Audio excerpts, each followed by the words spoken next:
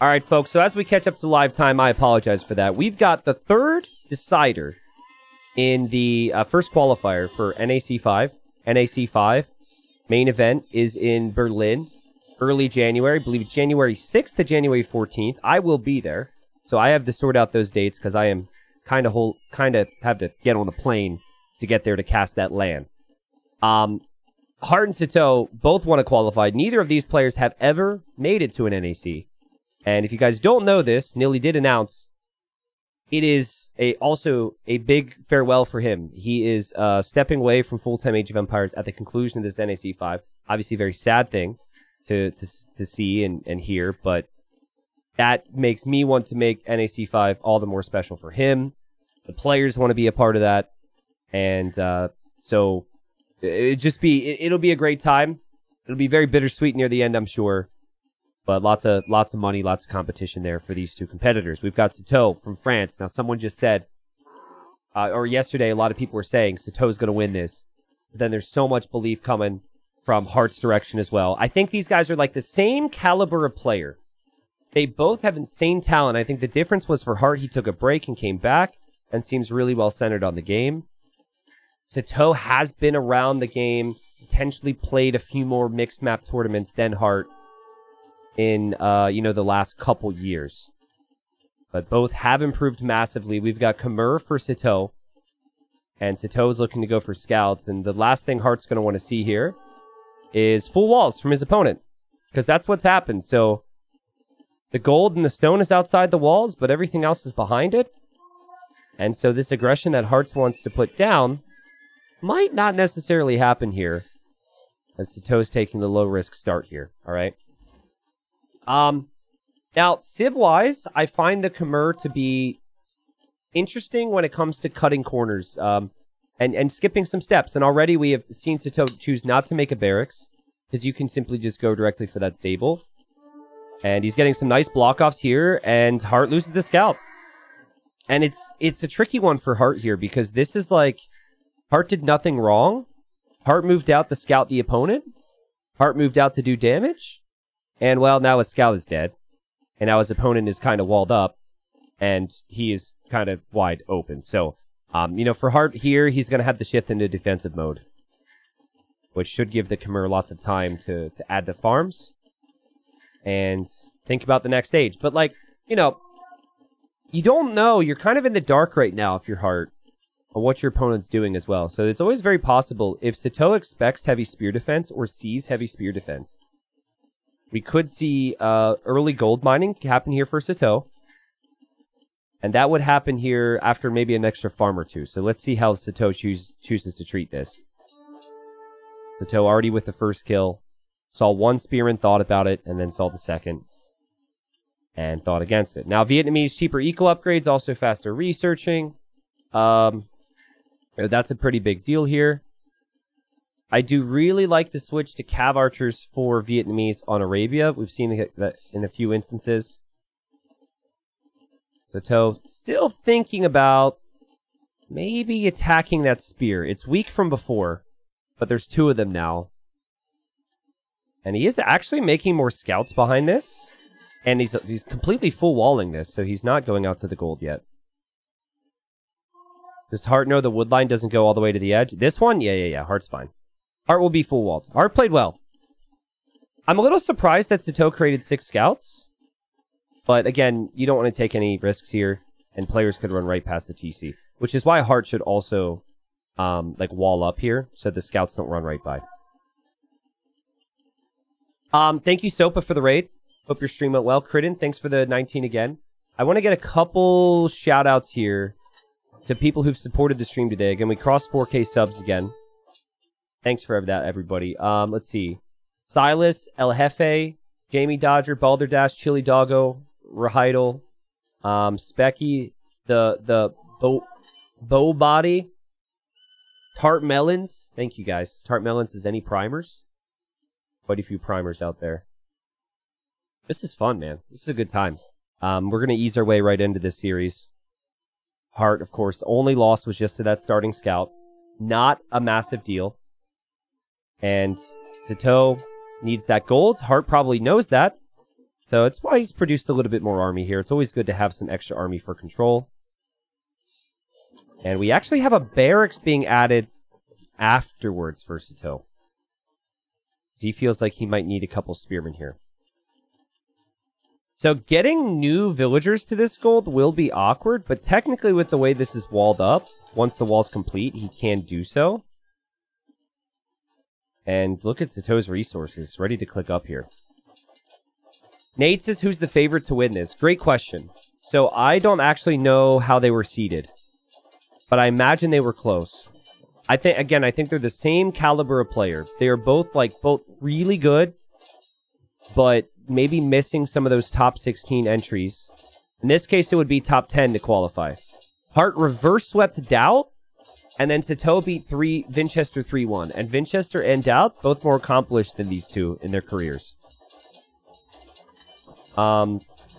If there is a favorite here, I'd say it's slight. I think Sitau's got the 20 results that maybe Hearttt lacks a little bit. And I would say Sitaux, if I had to pick one, would be my favorite with a 4-3 or a 4-2 victory today. But watching Hearttt reverse sweep Doubt yesterday was a thing of beauty. It feels like a good spot to maybe mix in some archers here for your Hearttt with that gold being exposed. Does Hearttt know about the barracks, though? He does know about the barracks, so might expect a couple spears. But Sitaux is up. Is anyone rooting for anybody here? Any big Hearttt fans? Heartts in chat? What do the people rooting for Sitaux put in chat? I don't think there's a baguette emote.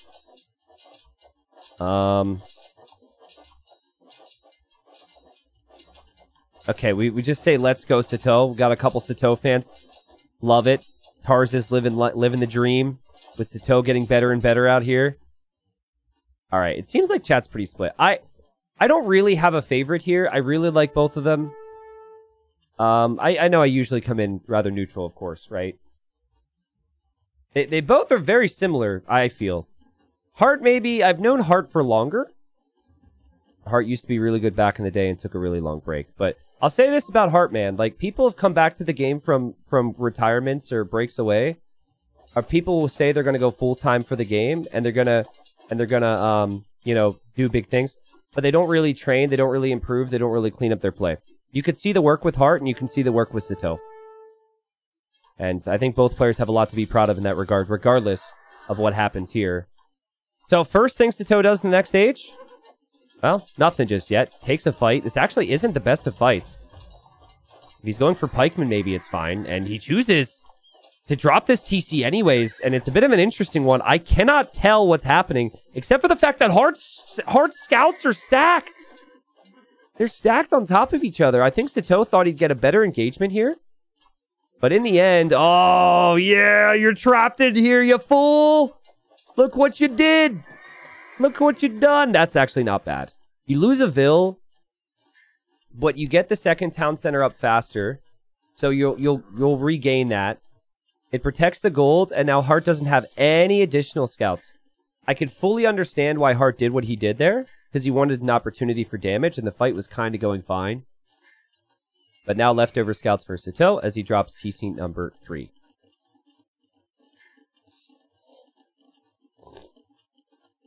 I gotta re-energize myself here. Coob says, will the Viper be in NAC 5? Yeah, so the players that are already going to be there, the Viper, Hera, Leary, and Yo. Everyone else has to qualify. And then obviously the prior sets today, so ACCM and Tato. Oh, you heard my slurp? Sorry, guys. Slurping into the mic, what a rookie move. So Cav Archer I like a lot. What players going for stable units typically combine with their stable units, though, against Cav Archers is Scorpions.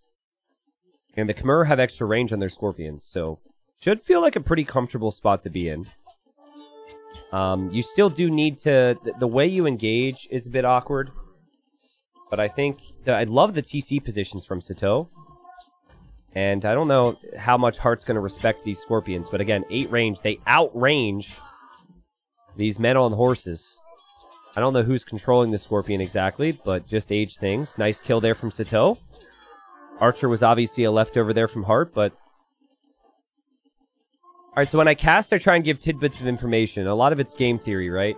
But there's one thing I always say in regards to going Cav Archers. And I'm going to hammer it home again here. And usually, it is being faster to the next stage. A big part of that is so you can get that mass going. Right now, Hearttt hoping to get that mass going. Sitaux did lose a lot of his Knights there. I felt like an unnecessary fight if he's going to rely on the Scorpions. The Knights are usually good distractions. So maybe a little bit of focus on the boom here for Sitaux. Hearttt did add a Knight. 2 TCs for Hearttt. Now, he did the same thing against MBL. He prioritizes really good army control. Both of these players are known as beastly players on Arabia. And that you could see the micro there from Hearttt to loop his Knight around that volley, but... You know, that Knight's not going to be enough. You maybe need 3 of them till you engage on the Scorpions, and then you can clear everything, of course. Sitaux with 54 seconds of TC idle time. All that food income he's getting is going directly into the production of villagers, but no army. And Cav Archers, obviously, on the other side, don't cost food. Scorpions going down. Really good move for Hearttt here, and Sitau's kind of fallen apart a little bit. Scorpions are not cheap. And... You know, the TC garrison isn't enough to save that one, and Hearttt just has no respect for these Scorpions. And that is beautiful. That's worth it. How many Cav Archers has Hearttt lost this game? Maybe a couple here or there, but this mass is getting dangerous as we see another Siege Workshop. Huh. Well, I mean, you still have... There's a scary, spooky potential of a lot of Scorpions. Especially for a player like Hearttt, who's just not going to expect, like... It's very uncommon for someone to say, oh, what I do now is I just make more Scorpions, right? Normally it's like, oh, that didn't work. I need something and Scorpions. No, Sitau's just like, we didn't have enough. Could be a bit spooky, but... I would have liked to maybe see a couple monks in the mix. No monks in the mix at all. That Knight's getting pushed away. Hearttt now drops TC number 3. Hearttt underneath the TC. I saw 2, I see 3, and that's worth it again to take out that number of Scorpions. So I used to do this series called T90 Trolls, and until I did that, I didn't realize how insane these Scorpions can be when you get to like 10 of them. That you can even micro down mangonels. Basically, I play against Fan and people give me a challenge, and I just went Scorpions. And I was like, oh, this isn't a troll. This is actually good. Now, I think a good addition, though, for Hearttt, a Siege Workshop in the middle, mangonels to help. You can't just expect that... excuse me. You can't just expect that this is going to be enough. But it's like, it doesn't win you the game. It clears up army, and then the Knights are going to have to be your key unit here. The Khmer have the Eco. The Khmer can skip some steps. The Khmer have the Scorpions. But... their units on Arabia, it's usually going to be, like, lots of raiding with Knights. Their best units are Elephants. But, you know, that's not super realistic on this map, typically. But he didn't have the meat shield before. He's going to have the meat shield. Res collected here. Probably insane food count. Yeah, the food count's ridiculous. And is back up to 7 or so Scorpions. Heartt's still trying to keep his opponent guessing. No ballistics, though, so hasn't killed too much. And Hearttt, there's the Siege Workshop. So we'll mix in a Mangonel. And he's healing up his units here as he now sees Scorpions come over. Now, there's a very good chance Hearttt gets filled with confidence here and moves forward here. And if he were to do that right now, I think he'd kill all these Scorpions again. Until I see +2 armor on these Knights and a few more Knights on the field, I'm not sure how I feel about this for Sitaux. But, you know, the approach here has been very anti-Sitaux. Normally think about, like, a bit more archer play. Oh, geez. A bit more nerdy play. It's actually been full macro. And no monks to convert these Knights. And Heartt's going to try and engage here. Now, how does this go? If the Scorpions are out of the picture, this is obviously not going to be good for the Frenchmen. And the Knights from Hearttt are doing everything they need to do. Yes, there's still Scorpions. But maybe the rest of the Scorpions will go down? Well, I mean, Heartt's been taking good engagements, but it's never been enough to fully snowball. But now he's got mangonels. Again, Heartt's eco is looking pretty good. It definitely feels like a 4 TC type of Arabia game. With how much they're investing. Alright, Scorpions see the mangonel. If the Knights dive for that, they run into Cav Archers. And potentially Monks from Heartt, which could be coming forward. +2 armors on the way. The Knights will have a lot more strength then. 10 Knights, climbing to 12 soon. Heartt's waiting for more Knights. I love this, though. He knows that Sitaux will stay here.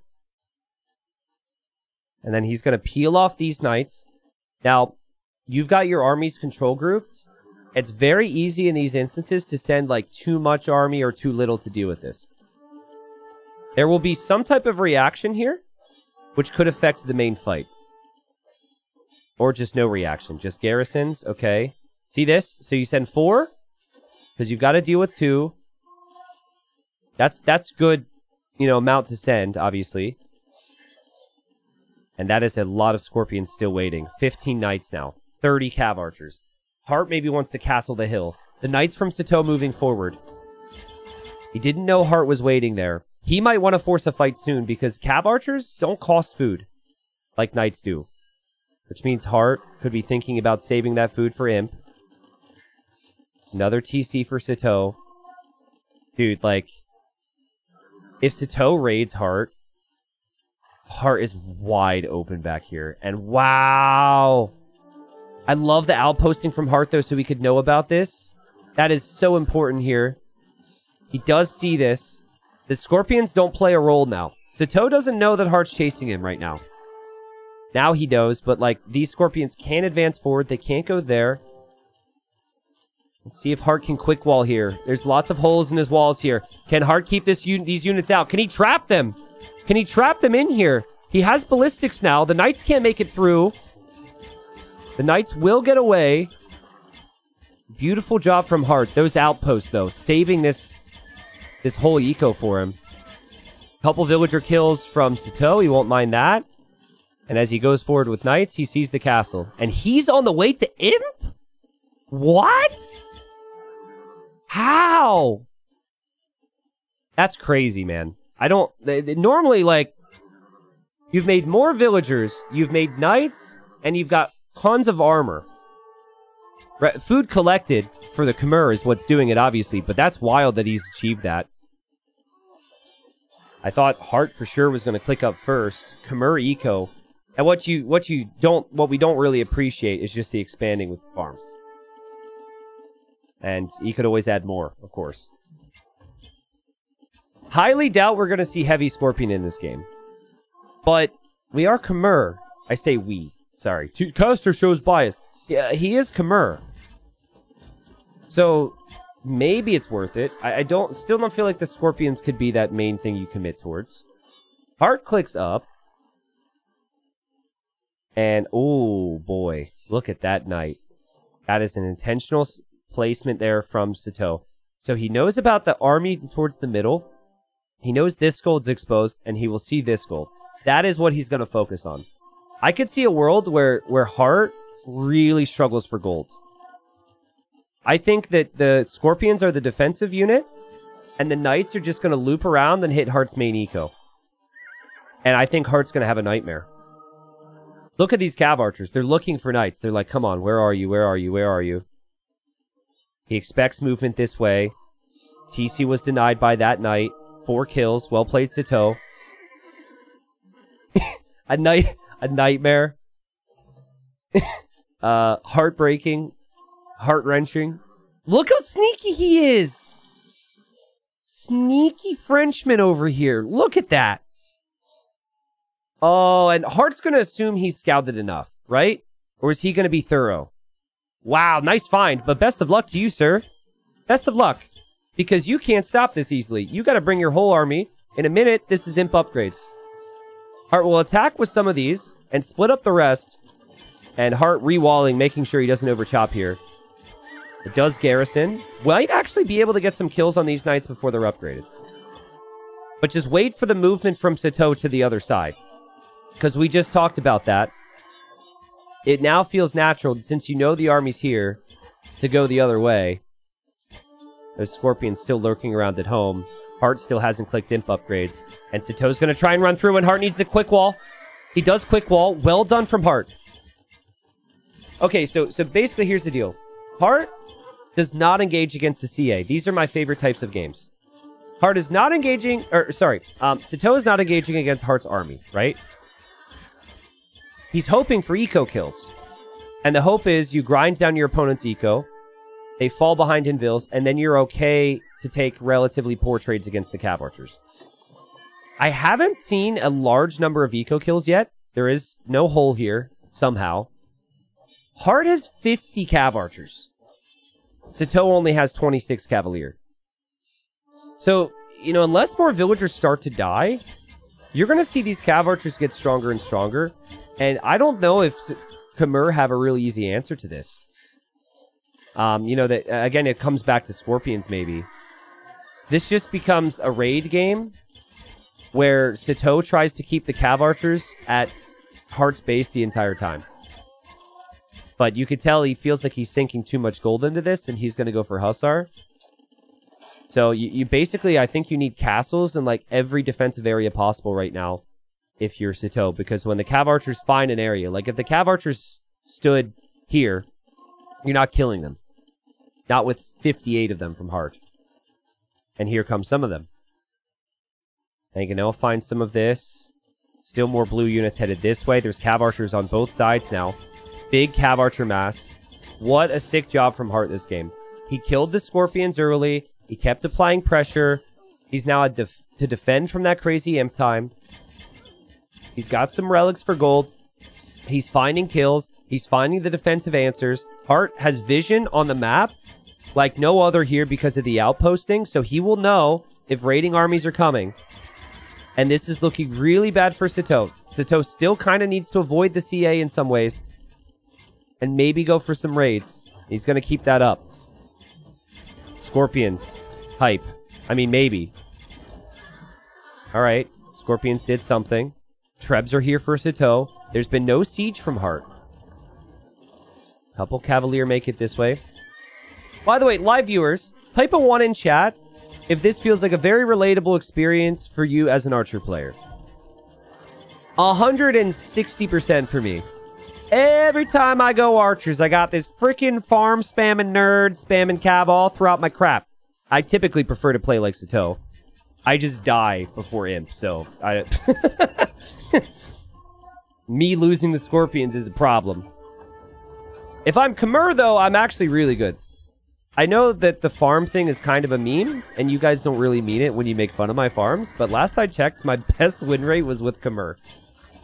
So maybe it's not a meme. Repairs from Hearttt. And the Cav Archer mass is insane. They're heavy CA now, 90 HP. And there's only 2 Trebs.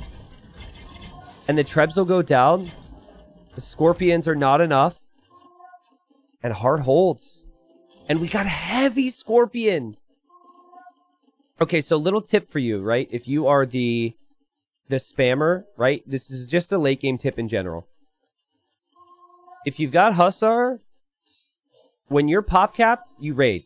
Every time. You hit 200 pop, good. Go raid with it, and then all your new units collect at home. That's kind of how you have to view it. Obviously, if you're not pop capped, you don't want to toss units away, but there's no sense in you having units in queue that you can't benefit from. Here go the Hussars. Food income still insane for Sitaux. Still gold and stone exposed everywhere. If Sitaux could properly split these Hussars, here and here, Hearttt takes big losses. Oh man, but he's got Cavalier down here and he's killed so many vills. Hearttt has these Cav Archers, but his other Cav Archers have come home. Hello, random monk. Going to drop off a relic. But Hearttt is getting picked off constantly. Sitaux's got amazing castle set up on the left side of his base, and Hearttt is losing vills left and right, literally. And it's so frustrating. So what you need is you need a siege push. You need to actually push the core of this guy's base, and that's what Heartt's going to try and do. Oh my god, the Scorpions are stacked. The bombard cannon's there. Villagers from Hearttt there to repair the cannon. He repairs it. Scorpions get hits. Cav Archer's getting kills. Hussar's getting kills. Hearttt still has the population because he hasn't been losing his CA. And he's mixing in Light Cav now to help with the Scorpions. He's got a Treb now to go after that castle. Sitaux still got stoned for more castles. Scorpions are still getting some hits here. Still not totally convinced with them, but it ended up being a really wise upgrade, I think, either way. And the army count for Sitaux is down to 15. Hearttt has kept that army number up, and he's finally got the siege to push, and I think Sitaux might be done. So many great raids from him, too. Like, so many good attempts, but, like, Hearttt found the ways to wall. Hearttt was able to have the perfect amount of army there.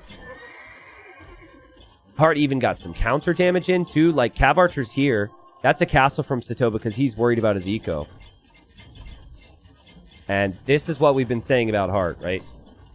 Against Doubt, he was 2-0 down, came back to win 3-2. Game 3 comeback was amazing. I felt like even in the first game that he had lost in that series, that he played really well. Player's in incredible form right now. And I also think Vietnamese, a great Arabia pick. We've seen it be a comfort pick for a lot of people so far in this qualifier with the way the Civ settings work. You don't have to go Cav Archers, but that option feels really smooth for Arabia specifically. And you do not kill this death ball. The value of Heartt's army, 10,500 resources. That's crazy. 52% of it's gold. He's got a 5k gold army right now. And the castles for Sitaux will go down. You've got some attempts to raid.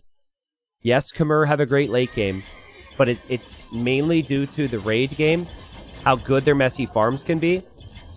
And, you know, we've never really been able to see the raids pay off. The Eco KD is very similar for both. Just so impressive from Hearttt here. I really wish I could say more to make you guys realize how easy he made some aspects of this look. I do think Sitaux will regret losing some of the Scorpions in early Castle Age, though. Could have had more of a snowball. Lost a lot of Scorpions to Hearttt.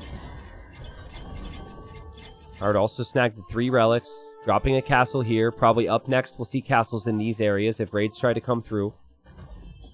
Just slowly grinding down these castles. This is enough pressure where Sitaux has to defend it. He will spend a lot of his time expanding farms into the nothingness on the sides because he's losing space. But does he have the units here? Khmer have generic Hussars. They have generic Cavalier. There's no bonuses at play here. It is just a Hussar. They do have wings. They do look way cooler than a lot of the Cav Archers do. But it seems to me that the GG is going to be called, and it is called. Hearttt wins the first game. And a beautiful performance from him here on Arabia. Think about the start, right? Hearttt lost his scout. You could have maybe thought Sitau's got a slightly better map than me. He got his walls down right away. The Castle Age time was faster for Sitaux. It just felt like Sitaux kind of skipped a couple steps there. Some minor things, right? And I think for me, there was a fight where he lost some knights with the Scorpions. But then also extending out a little bit too far with the Scorpions. But a lot of that just comes back to Hearttt doing a really good job sniping them. It's really hard for me to be overly critical here with Sitaux. I do think the Vietnamese is the superior civilization. I do think that both players played how you would expect an Arabia game in an ideal world to go for their civs. Sitaux with the raiding and the farms and the boom. Hearttt with the Cav Archers and the control. And the Hearttt and Cav Archer control ended up working out there. Food count's still going to be ridiculous here for Sitaux at the end. Collected 10k more food, but just couldn't kill units. Just couldn't find the kills on those Cav Archers, and that's what the Scorpions were supposedly there for. 2-to-1 KD, pretty much, sort of, kind of, maybe not, but I mean, that's considerable. And GG, long series here ahead. Let's see how it goes for these two players. Neither of these guys have ever been to an NAC. It'll be the last one. And I'm sure they'd love to be there. Let's go. Game number 2. And we've got Ethiopians making a feature here. Bit of an interesting play. Ethiopians, I think, are a really fun civ. And have some solid options. But the pros normally seem to think they drop off in strength at a certain point. And normally, that's the opposite of what the high level wants. High level, typically, they want to have civs that get stronger over time, and not a civ that gets weaker over time. I still think people are misplaying them at times, but let's talk about the map. We've got Japanese for Sitaux in the south, by the way. And the map is African reed beds. So in the south, there are 3 dolphins per player, and you can dock this area. Now, I don't know why the dolphins are swimming. These look like very clean dolphins, and this is very swampy and very gross water. Poor conditions for the dolphin. I don't know if this is where they're emptying the latrines or what, but anyways. So, you got fish in the south for Sitaux, and then you have fish in the north for Hearttt. Now, that is something that players will base strategies around, especially in 2023, where players love to make fish traps later on. Because you could, in theory, make like 40 fish traps in this pond later on. So, definitely an area to focus on. In the middle of the map, between the players, you have a bunch of box turtles. So that's 12 of them, 200 food a pop, as well as some hunt. So another thing you can see here are mills. And that is also the only area where there is stone on the map. There's no... Oh, no, I lied. Okay, sorry, that's where most of the stone is on the map. There is also 7 tiles or 6 tiles of stone available at their base. And then also, you've got these gold areas. And that's pretty much it, right? Pretty open map, though. So Japanese are one of the best for this because they have great fishing ships. They also have cheaper lumber camps and cheaper mills and cheaper mining camps. So like cheap mill in the middle. Strong fishing ships would make sense. I actually think Japanese are the only civ that could justify the mill in the middle while also justifying the dock, just because of the wood savings. Maybe Malians, maybe Persians. Maybe Lithuanians, depending on how they do it, so. Could you once more TLDR the economy behind fish traps? Are you doing this because that one person got upset with me? And the tuna guy? Who I haven't seen since, by the way. Or are you doing this because you're curious? But Ethiopians, to finish my thought, right? They get plus 100 food and plus 100 gold. They have faster firing archers. I think you have to play aggressively with them and always keep your foot on the gas. So I assume that's what Hearttt will do, and I think that Sitaux doesn't want to take any risks and take the middle. He wants to full wall because he expects heavy archer play. So there has been a theme thus far. Sitaux looking to wall. Now look at Hearttt. This isn't new. This is something that people have figured out. If you wall in this, man-at-arms can't come kill your fish, or even the starting scout. So you protect the whole eco there with the walls. That's a smart thought. Lorez is asking about the Armenians and the Georgians. Armenians are allowed. Georgians are not. Georgians are banned because they still haven't fixed the unique unit, the Manaspa. From what I know, if there's a patch that's pushed that will fix that, they will allow the Georgians in the draft. And I could see Georgians being picked a decent amount because even though they're fixing the Manaspa and the bug, I think the unit is super busted aside from the bug. But I don't know. Their eco's a bit awkward too. We'll see. There's no hole here if this is what you meant, Atomic Sausage. It did kind of look like that's grass. It looks the same. No hole there. No hole here. Oh, the dolphins are separate, or the zebras are separated from each other. Dolphin, zebra. They're basically the same. Did you guys know that zebras are just dolphins of the land? I heard that from David Attenborough once. Here we have the dolphin of the land. I love David Attenborough. But also, very informative. It can be very informative, right, to watch some of the documentaries, and very, you know, it's amazing. It's all the crazy things we have in this world. But also, I end up feeling like we've all ruined the Earth, and that everything, all the cute, amazing things in the world are being ruined by humans. So there definitely is like a fair dose of human guilt when I watch his amazing documentaries. But I think that's kind of the point, right? Tell people to get their act together a little bit. So Heartt's like, I thought we were playing aggressive, right? And Sitaux has had no interest in that. Sitaux scowled it a bit. And Sitaux knew it was an archer opening. I'm sure he knew it the second he saw the Civ choice. Sitaux is going for skirms, and Sitaux is fish trapping, folks. And that's the strat here. So give me a number. How many fish traps do you think we are going to see in this corner? It is 100 wood per fish trap, but it lasts a very long time. And the beauty of the fish trap, as Heartt is nerding out like crazy over here, dodging the skirm. Look at this. Okay. So this is where it becomes strong, right? This whole game is about having as many workers as possible.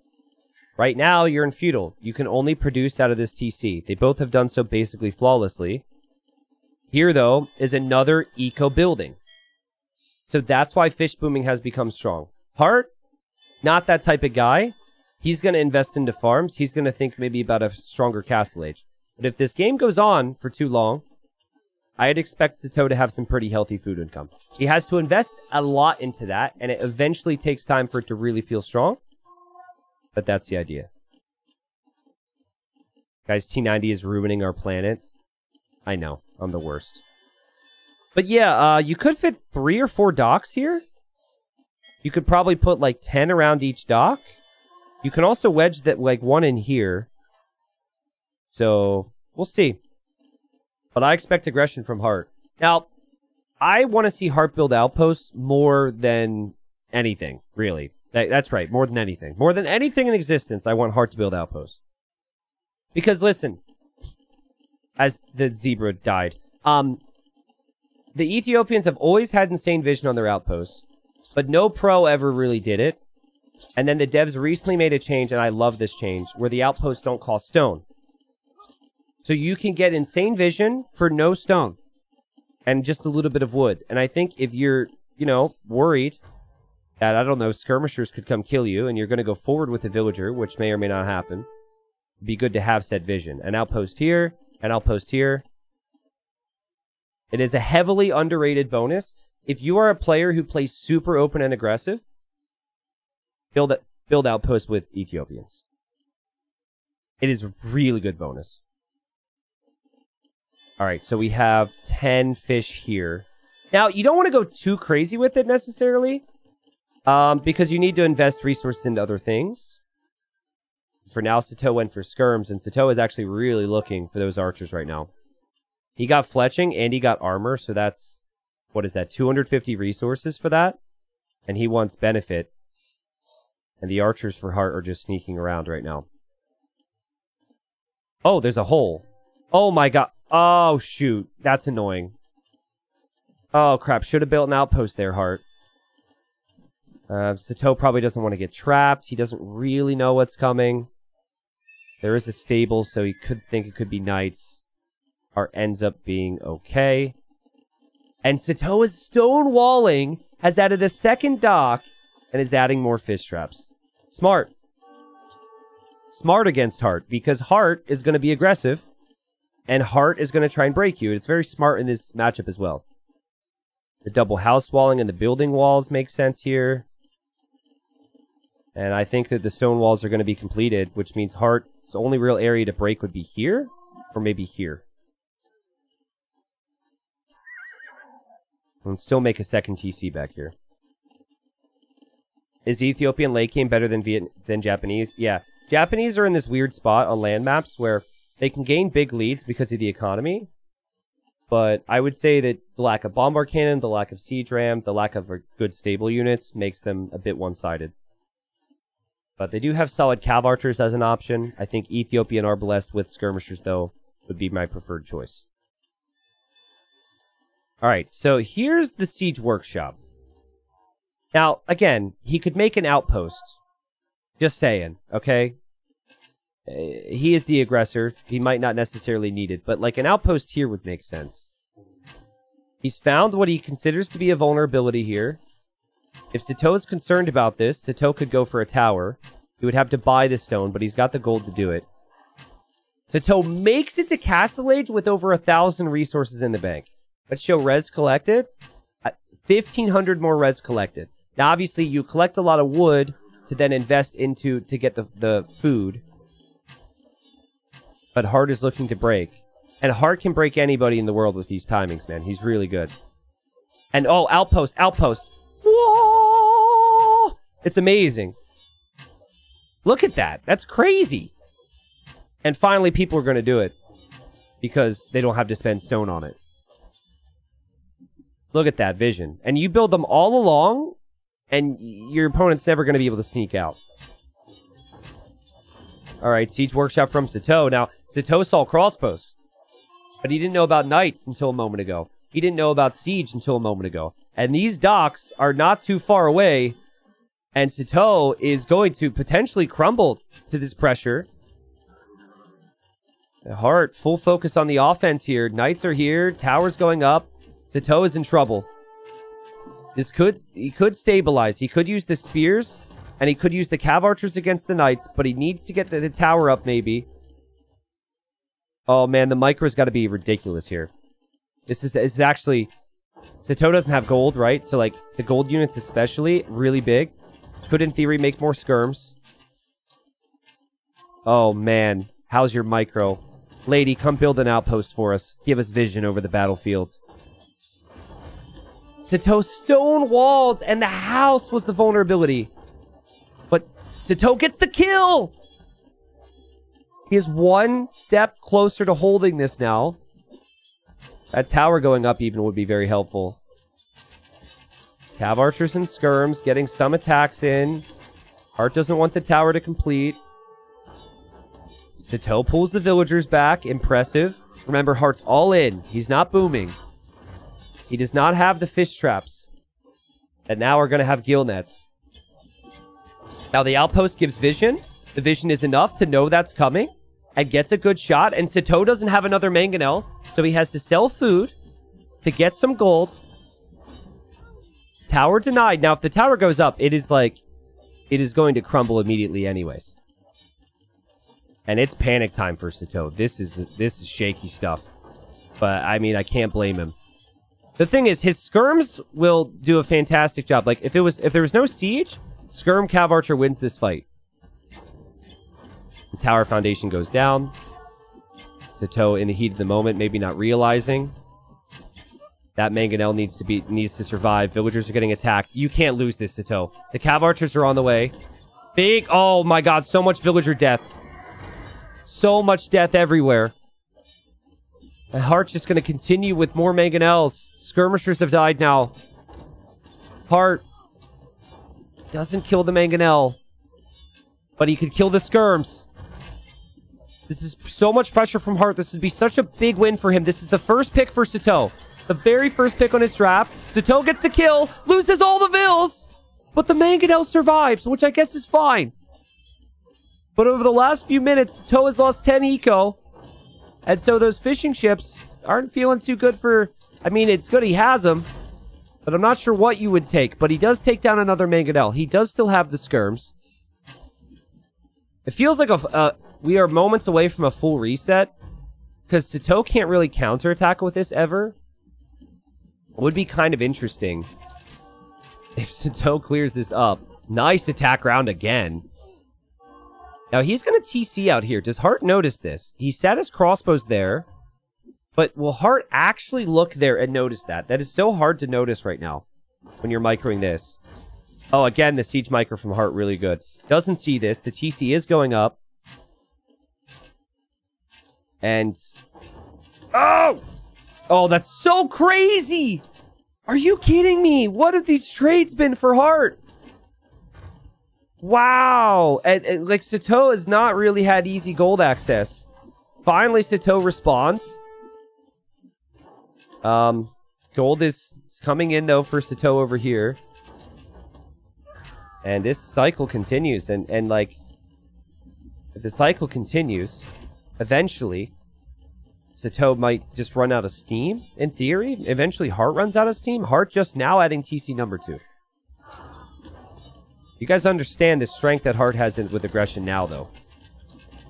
I do like Sitaux's defense. I do like his economic approach here, though. I like the repairs. I like the fact he used to have skirms. The skirms get rocked.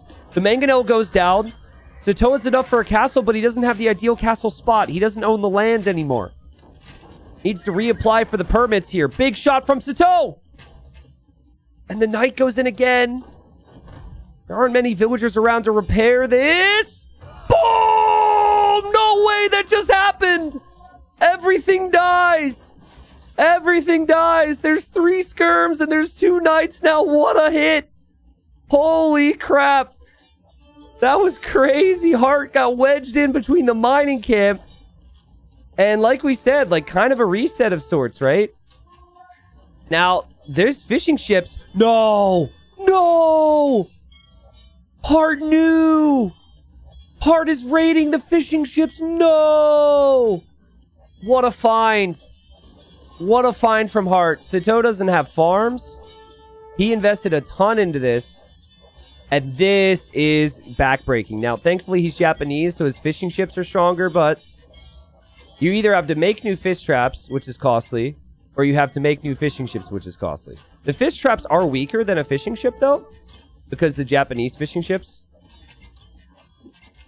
I mean, what's the worker efficiency? Look at the worker efficiency last minute. 35% for Sitaux.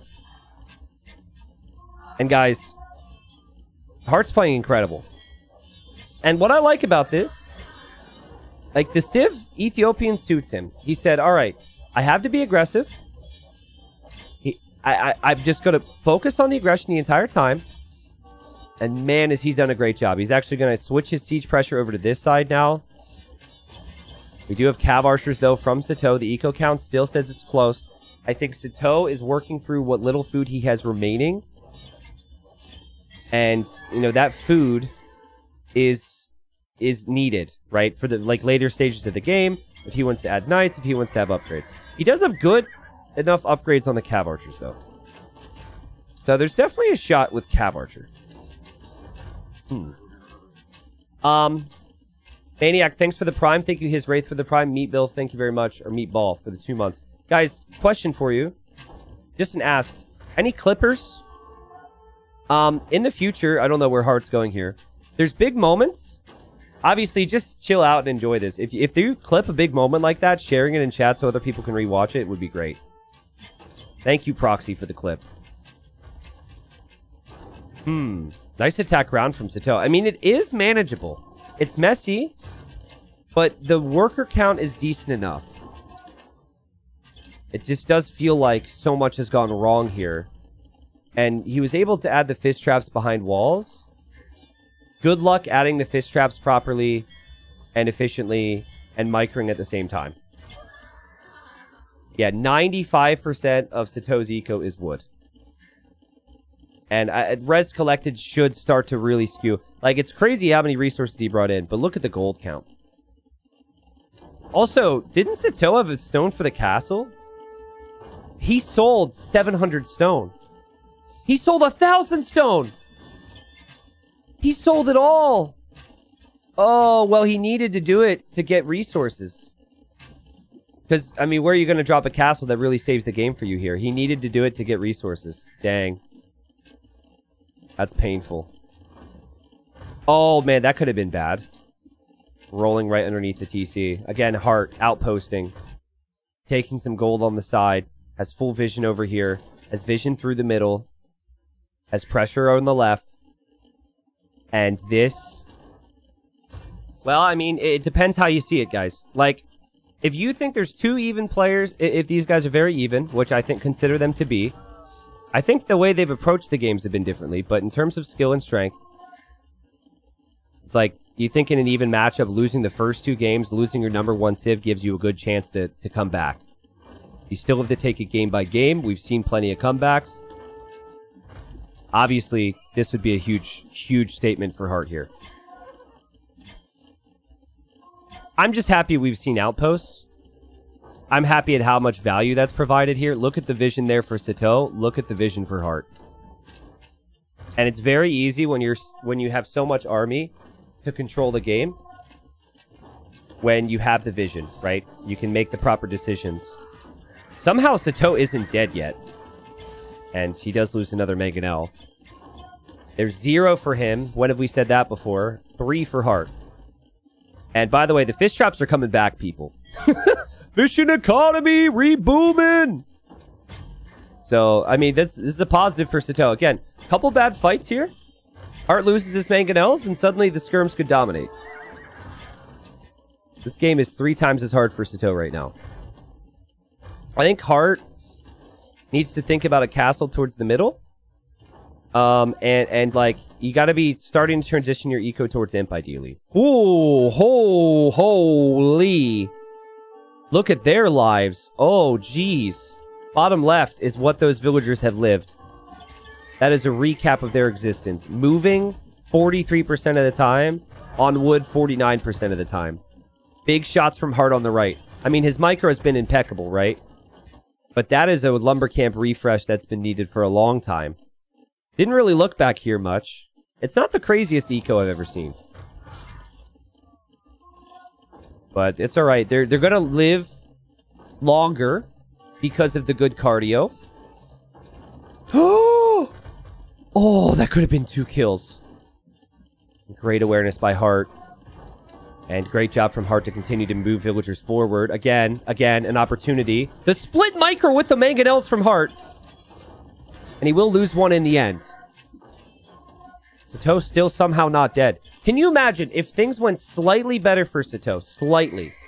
If he would have had a second house to prevent units from coming through. As the TC shoots down a Mangonel. How good his position would be. It's just that everything fell apart. If the tower would have been up preemptively, maybe. Like, a little bit more resistance, and I actually think this worked out pretty magnificently for him. He's still alive. Still mixing in knights, still Mangonel defense. This micro is ridiculous. Gets another 1-for-1. Res collected. Sitaux still collected more. How? That's crazy. And obviously, when it comes to gold, right? Like, he can take the gold later. Hearttt just had the gold here. Sitaux is pushing back. How is Sitaux pushing back? How is he doing this? Here he defends his mango. There he snipes one. Will lose his knights in the end. Very awkward assortment of units towards the middle. Group of skirmishers is pretty good. Heartt's going to go for +2 armor on stable units now himself. That's an expensive upgrade, so you need the eco for it. But Ethiopians are not known for their stable units. They're known for their archers. And Japanese, flexibility. Sitau's not dead yet. Never say die attitude here. Also, look at this from Sitau's perspective. When you see the outposts, look, like that gets in your head. I know that when I'm casting, you know, I break things down the different way. But like Nili, right, the host of this event, is a huge freaking outposter, and I've spoken to tons of players to talk about how uncomfortable it is, because you don't want to try and counterattack because you know they'll know about it. It affects your decision-making. No stone, obviously, for Sitaux now, because he sold a lot of it. So no castles in his future. He does have that stone. He is counterattacking, by the way, with a couple knights. Hearttt noticed that. And there's no real way to get through because Hearttt just blocked off the gap. So good. And then he gets hit. Imping?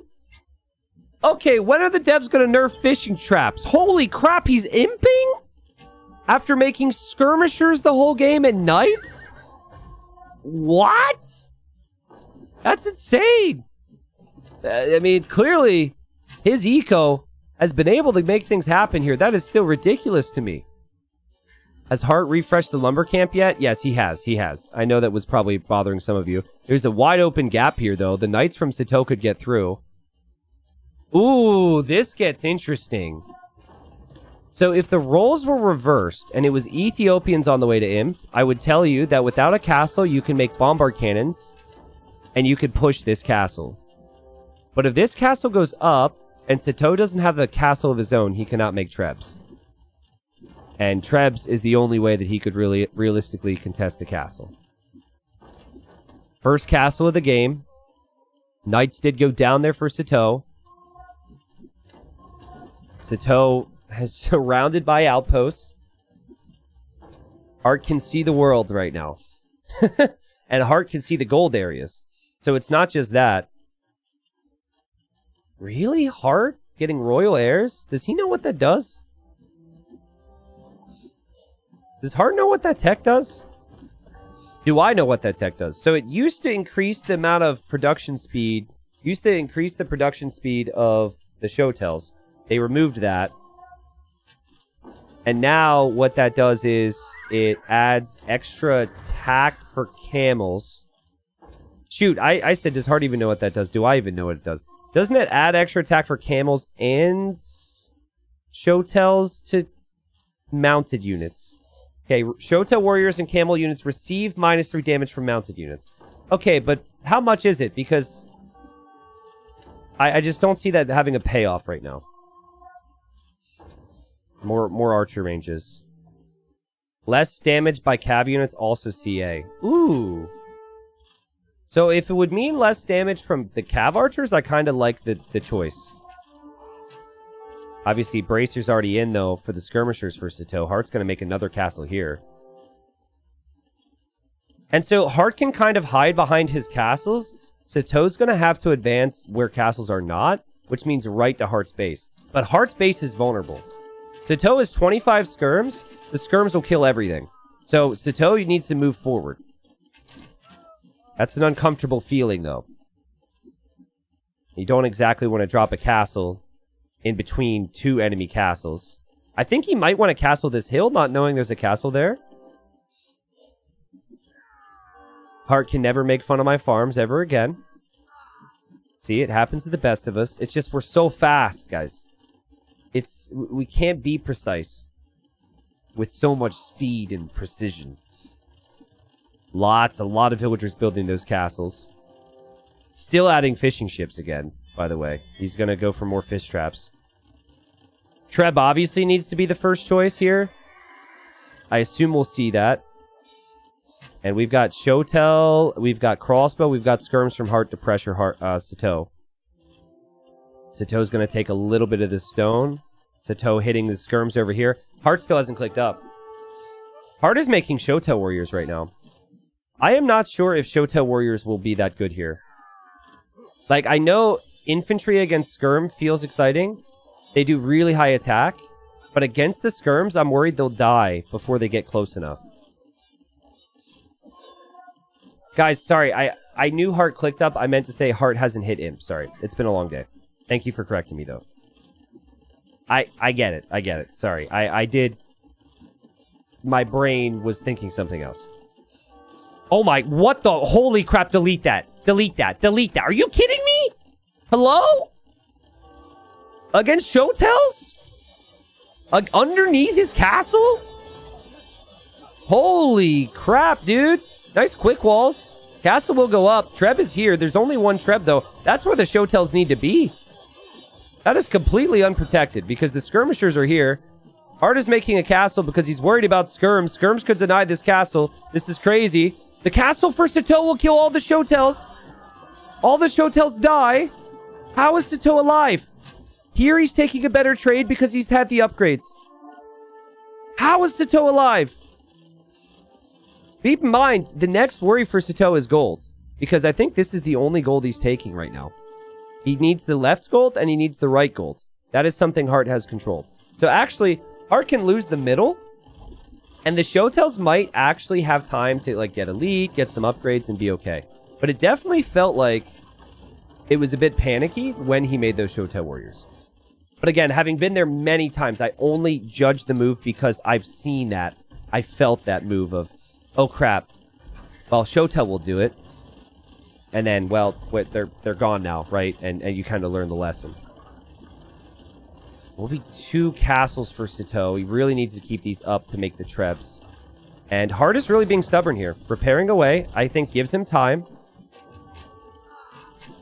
And, I mean, this economy has been like this the entire game for Sitaux, it feels like.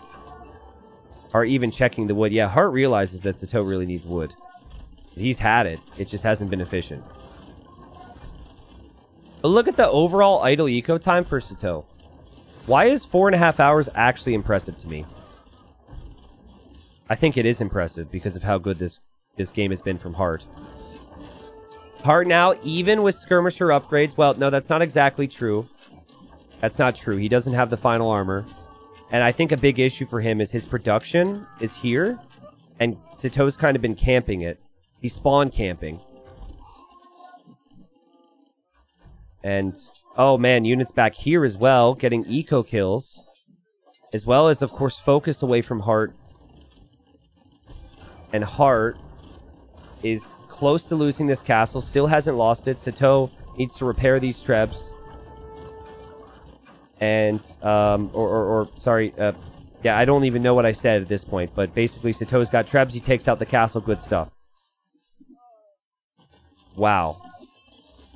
This feels like a momentum swinger if Sitaux can win this. He has no business winning this game.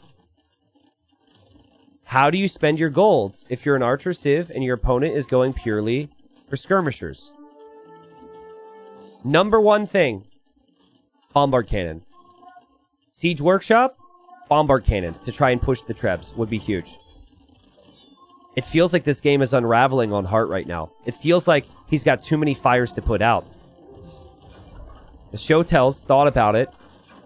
I'm not sure about that. That is the wood eco for Sitaux! He lumber camped 4 trees. But it's Japanese. It's still profit, baby. It's still worth it. Like have skirmishers the composition. We do have bombard cannon and trebs in the middle, pushing Sitaux's castle on this side, which means Sitaux won't have a castle anymore. And he didn't fully clear this, so he can't actually get another castle. But the light cav are going in. Oh, and the light cav might be able to save it, but he's out of stone! He doesn't have gold to buy it. He's out of gold too! He's out of gold too! Holy crap! He had to sell a bunch of stuff. He loses the castle. Okay, so these 4 trebs for Sitaux become so much more important. Look at Sitaux, by the way. Sitaux's going to check that gold, hoping he can take some. But the trebs for Hearttt go down. The units for Hearttt are going down. Japanese light cav are not good compared to majority light cav out there. But they are doing the job in a battle of mainly skirmishers. Now these villagers are exposed. Hearttt has 35 villagers over here. And Sitaux still has a bigger army count. Now some of that's here. What in the world is this? Oh my goodness, Hearttt. He had the gold. He's losing the gold. And he's not really pushing past the middle, which allows Sitaux to come get it. And I guess Sitaux doesn't have a castle to make more trebs and spend his gold, but really some gold, any gold. Gold is gold, right? It's not going to hurt. Also, a couple skirmishers headed this way for Sitaux to get more raids in. Look at the eco KD. 78 villagers killed from both this game. What a game. What a momentum swing. Hearttt has had so much control. This is crazy to me. Is it over? 50 skirms. How many resources? Can someone do the math on how many resources it takes to make 50 skirms? Just, we'll work with that number because that's what Sitaux has right now. He's got 50 skirms and Hearttt has 6. So to match the amount of skirms, he would need to have, what, 2,000, 3,000 resources? He's at the limit. And the GG is called. And Sitaux wins. What a crazy victory. He was so dead. No one would have ever judged him for calling that one. That was crazy. And, you know, when he lost everything here, he had the presence of mind to say, well, baby, we're Japanese. I have 70 on wood, 0 on food, and a big old dream. We sink it all back into the fish, all back into the traps, and that brings us our food. And, wow. Hearttt would, you know, maybe be a little frustrated based on how that went from his perspective. He may look at this and be like, what? But I think, like, Hearttt played really well. To me, it just felt like Hearttt missed a little bit of the macro. And it's super easy to say, well, then he should have macroed better. He failed because he didn't macro. Well, did you see his micro? Did you see the attacks? Did you see the good engagements? That's the trade-off, right? You can't just look at a player and say, hey, dude, have better eco. Well, yeah, duh. But you could only do so much. Maybe horse collar been in a bit earlier would have saved him a lot more wood on things. Maybe it would have led to slightly better food eco. But honestly, I just think it was just the number of skirmishers. It was like right when Hearttt lost his mangonel pressure, Sitaux had all these skirms, and Hearttt really didn't know what to do against them. He wasn't really prepped. There was definitely some confusion. He got Royal Airs at one point. He made show tells and got infantry armor at one point. But yeah, I mean, it was still a tremendous game, and Sitaux now ties it up and maybe has all the momentum. A crazy game. How many fish traps? True. There's 24 fish traps. And when I asked, a lot of people guessed, so I'm guessing that someone would have got 24. I don't think I guessed, right? But, like, if you think about the map, gold, stone. Hearttt had a castle in every single area and still lost this game. You cannot forget about food. And yeah, that crazy mangonel shot as well. If Hearttt kept those crossbows alive, this would have gone a bit differently. Beautiful stuff. Well played. Series continues. All right, folks. So here we are, Game 3, best of 7. Reminder of what this means, all right? January 6th, LAN event in Berlin. I'll be there. NAC 5. Nilly's Apartment Cup 5. And there's been, obviously, 4 iterations of Nilly's Apartment Cup prior to this. No one... these players here have never made it. One of them, obviously, will. It would be a big moment for their careers. We've got Hearttt in the red again, playing as the Berbers. This is his home map. He looked really good on this map with the Berbers against MBL.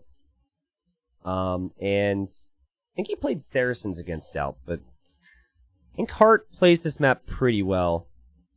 I could see this going late. I think they're going to have very similar approaches. And then Lithuanians here for Sitaux. I did not cast any of Sitaux's games before today in this qualifier, so I don't really know how he played it. But basically, you've got 4 areas of big gold. People have called them nipples, but just... Well, why did I bring it up? I'm stupid. Anyways, you've got 4 areas of big gold, all right? And if you chop through the trees, you can get access to the gold, but otherwise you obviously can't get there, okay? I shouldn't have said anything. In the middle, you've got water. There's 3 deep fish. Oh, this is an egg yolk. Oh, true. That looks like an egg. Yeah, that's actually pretty good. That makes me hungry for breakfast. Anyways, dock is a big part of this map, and both players will know that. And that could have been a dead villager there. I'm surprised that Sitaux didn't actually continue to try and commit there. Villager just went to the fish, and Sitaux said, okay, I'll be friendly now. But maybe he expected Hearttt to be there. Anyways, you rarely see big commitment here, but the villagers can drop off these tiny fish at the dock, and then obviously there's fishing ships. But... So if you saw the MBL versus Hearttt game, that is what you should not do. And MBL, if you're out there watching, smile in chat, but... You, I think, learned that lesson as well. What MBL did was when he made his lumber camps, he chopped wood here, and then his next lumber camp is immediately here. But the problem was, fast forward 5 to 6 minutes later, and his lumber camps don't have wood anymore, and he's chopped through to the gold. And then he was like, crap, I need to take the gold. And then he had too much gold and too little wood. So, long story short, you've got enough gold at your base. So you can work with this. And the idea is to time chopping through to the other areas, which normally is around Castle Age. So I expect maybe scout play with lots of spearmen, with both civs could suit that. And then walling in the gold area, ideally walling to the wood. I think this map would change drastically if this area couldn't be walled, but I think it's fine as is. We'll see what happens. All right, you're both fishing the middle. There's not going to be any map control reasons to have this dock later on. Do you, A, add a fire ship? Do you, B, go for a demo? Do you C, do nothing, and just let your fish die? Or do you, what are we on, D? Go to gold and make multiple ships to win water. This is stupid because I gave options and I already forget the options. Do nothing and peacefully coexist. This is a war game. People are here to kill. There's a pause now, actually, so maybe they're talking peaceful thoughts, but... sorry, it gives me time to pull up some stuff on the other screen. Yeah, I think that a demo is the wrong move. Because the demo is unlikely to kill everything, and it's just like one and done. I love this. Sitaux goes, give me a sec. Give me a sec. Sorry, Caps. I don't know why that's so funny. So yeah, demo's most fun, but I think fire ship's the way to go, and I think just one fire ship is fine. But right now, well, there's actually more food here than usual at this time. So there's 400 food. And then also, control is control, right? Death is death. Destruction is destruction. So I think having some type of kills would be nice. Nilly was saying that he thinks that never making a fire galley here is the play. And right now, Sitaux's going for the stable. Notice, though, that Hearttt can't afford the stable because he went for the fire. And then he doesn't have the gold for, like, fletching or something later on, so...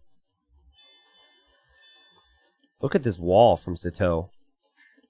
Sitaux's also mining more gold to potentially do... Oh, he is making a fire galley. Oh, okay. I forget who made a demo here, but yeah. It ended up killing, like, one of the 3 fishing ships or 2 of the 3 fishing ships, and then the other person just took down their dock with 1 fire. So they're just taking what's left of the fish here. In the middle, we have Sitaux with scouts, and then there's spears around as well. And I expect a transition into farms for food. Sitaux... Oh, man, he was staying there so Hearttt would die as well, and Hearttt moved away right at the final moments there. Will Hearttt repair his fire? He is, but he's gonna run out of gold, funnily enough. Wait, is that why Sitaux took more gold, do you think? Or did he just forget about it? That's funny. Because if you don't go to gold, you can't repair it. I bet you that's the first time that happened to Hearttt. And then he's like, oh. Huh. That's an interesting little detail. Because Sitaux took he took 2 trips to this gold. Which to me would be enough to win the repair war, right? So, okay. What does Hearttt see? Hearttt doesn't actually know where Sitaux is. Which is crazy, but he has walled in his wood line. Sitaux going for the big walls. Sitaux knows that Hearttt has scouts. And is probably bringing the spearmen home so we can get the walls down. Honestly, if he walls this way, kind of nice he's towards the corner here. Does have super speedy spearmen, so should be able to do something. Hearttt sees the opponent's town center, and then runs away. You have old title on stream, by the way? Do I? Can I have a mod change it, please? Exclamation mark title. Same title, new names. Ducks fixed it? Okay, cool. Thank you, Ducks. Maybe chat needed to refresh. Okay, scouts moving around. Where are they going? I think, is that Hearttt trying to bait Sitaux into garrisoning villagers just for idle time? That's an extra level of nerd, but I could see it. Like we said, spears and scouts, both players kind of prepped for the other scouts, though. I would not expect a lot of damage to get done here. I am noticing how heavily Sitaux is burying right now. What do you call one who... I guess it's foraging, but that's really boring, so let's make our own thing. One who takes berries heavy... takes a lot of berries. Is, Tristaning? Yes, my last name is Barry, okay? It's on Liquipedia. Congratulations. Buried? Very invested. Ha ha! First message from Solar Eclipse. Look at you. You are welcome here, my friend. Very invested. Well played. And scouts moving around. And scouts moving around. Market here for Hearttt. Let's check res collected. Feel like there would be more food for Sitaux. And yeah. I wouldn't say it's significant. I'd say it's enough, though, to make the difference in Castle Age. And a llama just died. Hearttt killed the llama on the way back. While it was on its way back to Sitau's TC there. Winemaker. Ooh. Okay. So, fish traps for Sitaux. I've seen players make this too close. Yeah, that's something players are going to have to figure out. That is in range of knights. And you're not going to be adding more fish like Sitaux did in the previous game, so I think you add them here, and it can't get hit. So, just a small detail that could have a big effect. Which civ do you like more, Berbers or Lithuanians here, guys? I think I prefer Lithuanians. And it's for 2 reasons. First off, this has become a boom game. And Lithuanians get the plus 100 food when they finish a TC, which helps with the booming. Second, speedy spearmen and a cav war. That's really nice. And then third, while Camel Archer's insane, look at how the stone is situated on this map. So the stone is like, it's really hard to build up towards multiple castles because of how the stone is situated. But a counter argument against Lithuanians would be the relics are, there's not a lot of relics, and the relics are super spread out. So it's kind of hard to collect multiple relics for your cav, which could be nice. Difference of approach for Hearttt. He's going to go 2 stables, which feels very Berber-esque. But just 1 stable from Sitaux still, sorry. And Sitaux is going to go pikeman. But I mean, he's not full walled at home, and knights could get into his eco. So. A nice eco again from Hearttt. Obviously, he is a bit later to the next stage. I think the setup of his base is really good, though. Couple extra scouts from Hearttt. This is common against Lithuanians. You definitely want to be able to... Whoa. Whoa. Hearttt, don't lose these scouts. Hearttt sees a forward coming. Whoa, Sitaux. Sitau's gonna go pike siege push here. Well, I'm not sure he is, though. This is super weird. There's no relic here. So he goes for the second TC, which to me was like, okay, that's okay. Because you want to protect your gold. But then he goes TC3, so he can't make the siege right away. So I guess it won't be siege? Feels weird to have that monastery on the front, but it could freak Hearttt out. Oh my god, it's a complete mind game. Heartt's gonna go double monastery to try and, like, go monk defense against an all-in. And the all-in is never coming. I wonder, what does Hearttt see now? He definitely assumes the Siege Workshop is coming up here. I mean, monks against pikes isn't bad, by the way. But wow, this is a mind game. And oh, Sitaux converted a villager and is now walling that gold. So this would mean if Heartt's going to go anywhere for gold, by the way, he would eventually want to go here. I do like that, though. I think that TC spot's really good. I also like how Hearttt is counterattacking with the knights and gets a villager pick. So I know people really like mind games. People want to freak out about mind games and ooh and ah, but at the end of the day, you do still have a forward monastery, and if that doesn't work for you, there could be some regret. Right now, though, I'm liking how things are going for Sitaux. Sitaux just needs to deny this TC, man. It needs to deny that TC. That TC gets denied so easily. No way! That never happens to me! I would lose all my vills! Every one! What is that crap? Gods? What is that crap? Dude, that was a tile away. That is such a big deal. Could be a siege target if Sitaux actually wants to add siege. Oh man, monks are hungry for friends. Remember, you need more gold. It is here. Sitaux has not started to chop. Hearttt can do so now. Hearttt has not broken. Heartt's eco is reasonable. It's not amazing, but it is reasonable. Goes in to kill the monks, doesn't get the kills, but baits the knight forward, can get a conversion, like Cav or Scout from Sitaux. Kills a monk. Berber monks do not get Sanctity, and that monk needs help. No wonder he wants more friends. Those knights did nothing for him. Like Cav there from Hearttt. Try to get some kills. Big eco lead growing for Sitaux. And while Sitaux doesn't have a siege push, he garrisons at home against Spearmen. He drops TC number 4 now. Really? Not one of them? On this area?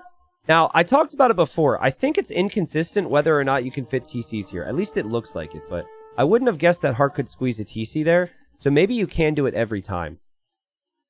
My opinion, if you can't always build a TC here, they should change that. But I haven't actually played this map. But, like, you know, lumber can't make sense. Sitaux's out of this gold. He's still got this gold left. No relics collected. Knight gets deleted. It's a bad matchup to be a knight. And Sitaux making progress. And did he see that? He did. Oh boy.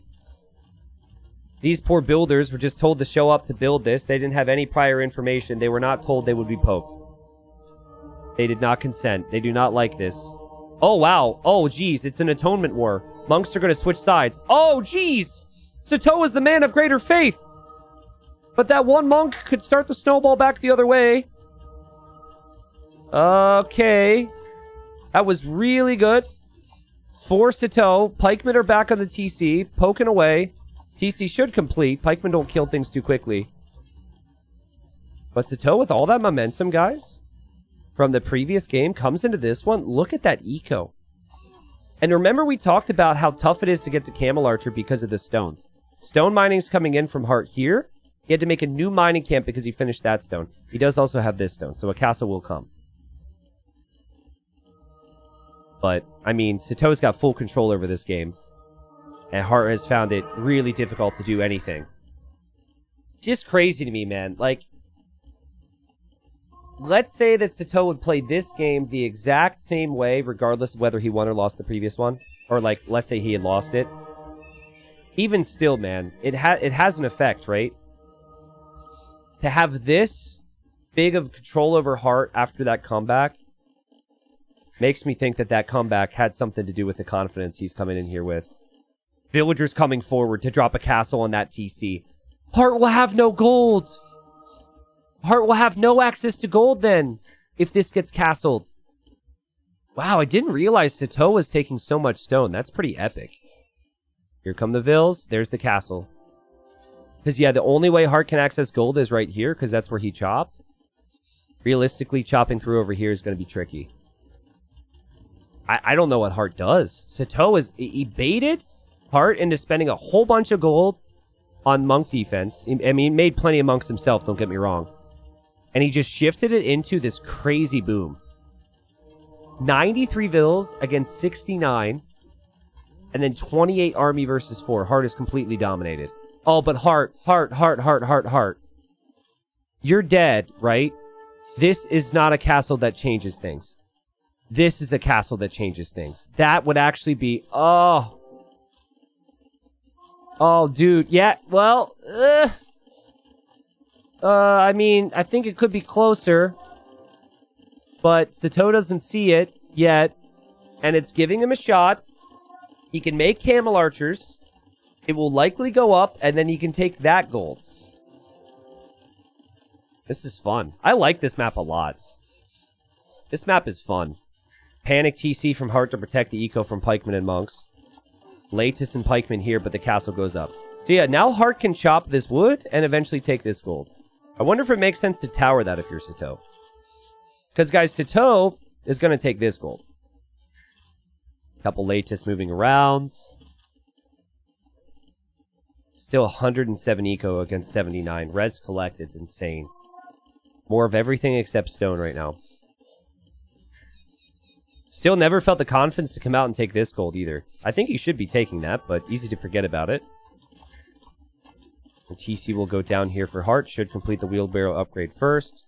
Siege Workshop now from Sitaux, and look at him fly with these farms. Also, Outpost and Vision. He must be thinking right now, like, where is Hearttt?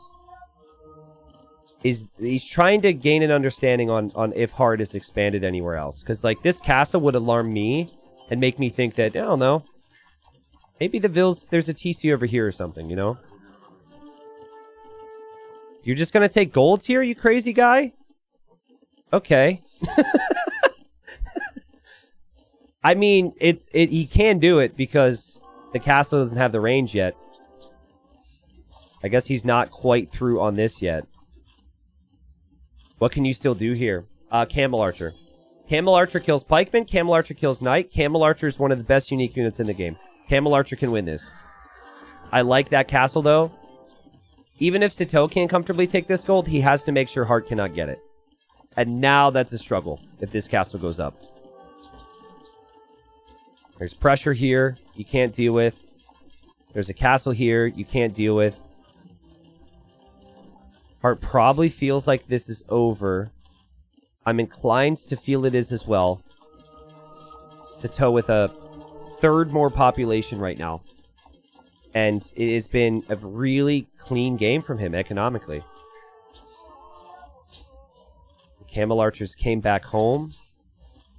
And Sitaux, remember there's stone everywhere. He could take more of that. Sitaux doesn't have what it takes to kill Hearttt right now, so that's why Heartt's still in this. I like this, Hearttt. I like this. Double castle here. Actually, maybe the castle here would make more sense. It's very tricky. A lot of decision-making and, like, game sense comes from situations when you've encountered it before.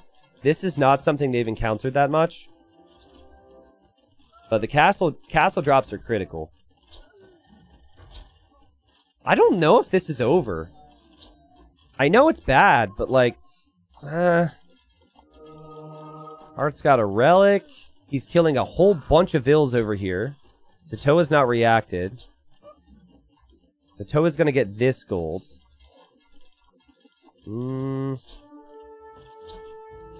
Heartt's got a chance somehow. And, like, I'm sure there's eco that's exposed. If Hearttt goes over here right now, all of that dies. I mean, Sitaux, my friend, you need skirmishers, man. Skirmishers or more Latiss, and the Latiss are going for raids over here. And yeah, I guess he might expect some movement is going to happen with the Camel Archers this way. Actually, I think that the Latiss are going over here to raid the left side of Heartt's base, because he's going to raid this side. Find kills. Also find monks. Hearttt looks for conversions. Hearttt finds conversions. We'll lose the monks anyways. There go the Camel Archers. A little awkward for those villagers. Here, we've got a Latiss, a Camel Archer, a red Latiss, a red Camel Archer, and a blue Latiss. And they're walking into a bar. And we'll see exactly what happens. Latiss, pikes, monks, villagers, Vill count. Camel Archers haven't been dealt with. Vill count. We had a ridiculous comeback in the previous game. Is this doable for Hearttt?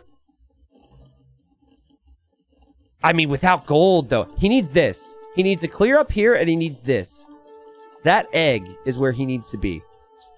Sitaux is 65 on wood and 20 on food. And right now, as a player, you start to think, oh, no, am I throwing?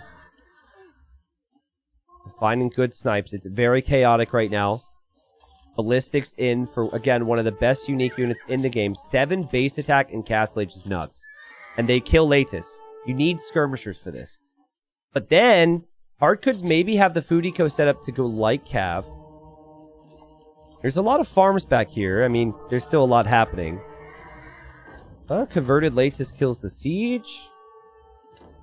Camel Archers could find some kills here. Camel Archers could find some kills here. Sitaux still missing a lot of upgrades for his skirms. So you're saying there's a chance. And it's through these villagers. Oh my god. This has been cut through. Sitaux did the work for him!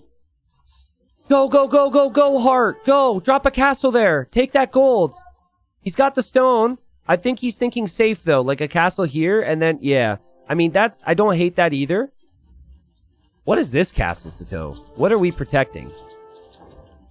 Oh, big shots, big shots, big shots. Mangonel getting hits. There's also the camel archers over here. There's also going to be skirms now. So Hearttt might not remember this. Heartt's also worried about his castle, and will probably be focused on that as well. And the camel archers get hit quite a few times there. The camel archers could still deny this castle, maybe. This game is chaos. So, guys, there are sets, especially in, like, you know, big tourneys, and a qualifier, which means so much to both, where you feel the moment. And what I mean by that is, you know, by how the game is playing out, and how grindy it feels, and how messy and crazy it gets, that there's stress with the things on the line. Do you guys feel the moment right now? I know I do. And it also, I mean, the map obviously adds to the chaos, but, you know, things have settled down a little bit more for Sitaux now. He, over the last couple minutes, has gone up to 46 on food. He can take gold again. Now, you really need something to protect that, but he can take gold. And Heartt's got the camel archers, but he still doesn't have a ton of gold income here. He is taking what's left of this. It would be, can Hearttt keep Sitaux off of gold?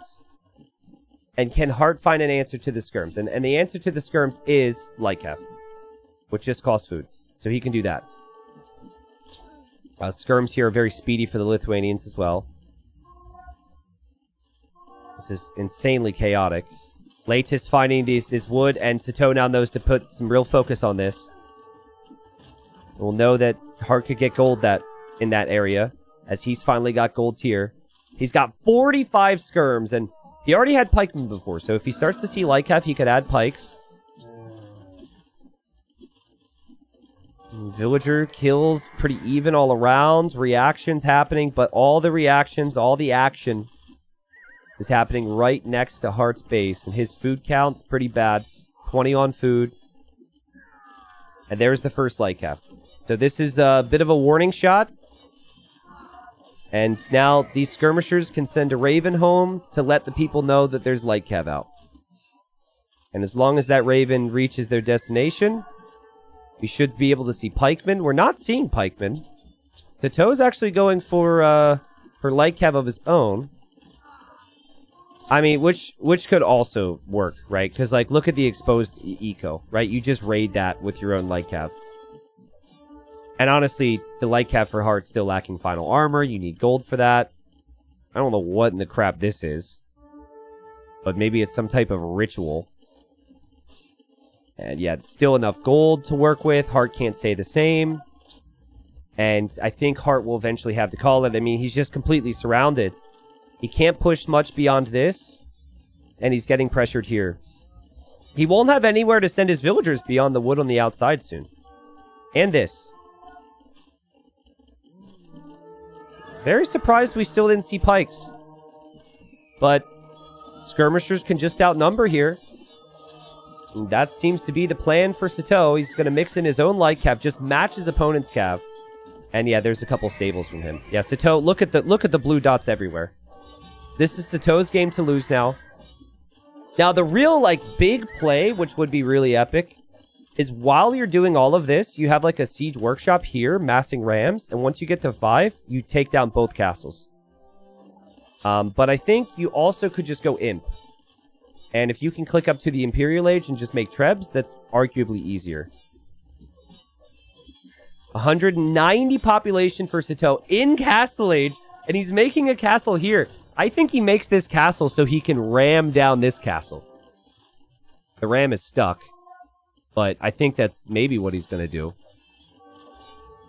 And Hearttt is like maybe stunned. He went from leading in game 2, being up 1-0, to being completely surrounded here in game 3, about to be down 2-1. And he didn't have a bad game, but he just got completely mind-gamed. He thought, my opponent's all in, If I add the second TC, I have a greater eco, and we defend from this push. And the push never really came. Or, no, that's not true. It wasn't the type of push he was expecting. More and more raids. Hearttt about to lose villager number 100. And Sitaux, again, as we've said, can see so much of the map. Look at that vision. Has access to gold. Hearttt still chopping through trees to get access to gold. Counterattack from Hearttt. He's sick of reacting. That's a lot of light cap from Sitaux, though. He's got better upgrades on the light cap, but it's still a pain to have to chase this down. Camel Archers, good night. If you stay here. And stonks in chat, please, for Sitaux. His resources are climbing. His population has climbed to 200. He's on his way to Imp. And finally, we'll get to see the guy start to bank gold, start to bank food. And I think it might not even take us till it, but once Imp is in, that will be Heartt's final act, I think. Dang. The other thing about this game is it feels very similar in, like, chaos as the previous one. Sometimes, try and think how to explain this. Because I know you guys don't all play, but, like, okay, you know how, like, you have, like, compare it to a sport or compare it to any plan, right? Everyone's got a plan till they get punched in the face, but, like, if you have a plan that gets thrown out the window, it's very hard to go into the next game or the next whatever it is with the plan as well. It can affect your mentality, it can make things a little bit more scrappy, it can make things more messy. And it feels like there's been a shift here. And that shift could really benefit Sitaux. Because when I think of Hearttt, I think of a clean player with good timings. I don't know. Obviously, definitely an example of me looking into it a bit deeper than it really is. But I think once Imp is in again, Capped Ram upgrade comes in, this castle's gone. Light Cav are already going to hit this here. And the Cav that... and the skirms and everything Sitaux is making is just going to be stronger. If you don't have a plan, they can't counter you. I know you guys use that against the AI. But I know you don't always rely on the cheat codes. If you're like me, you only use the cheat codes when you start to lose.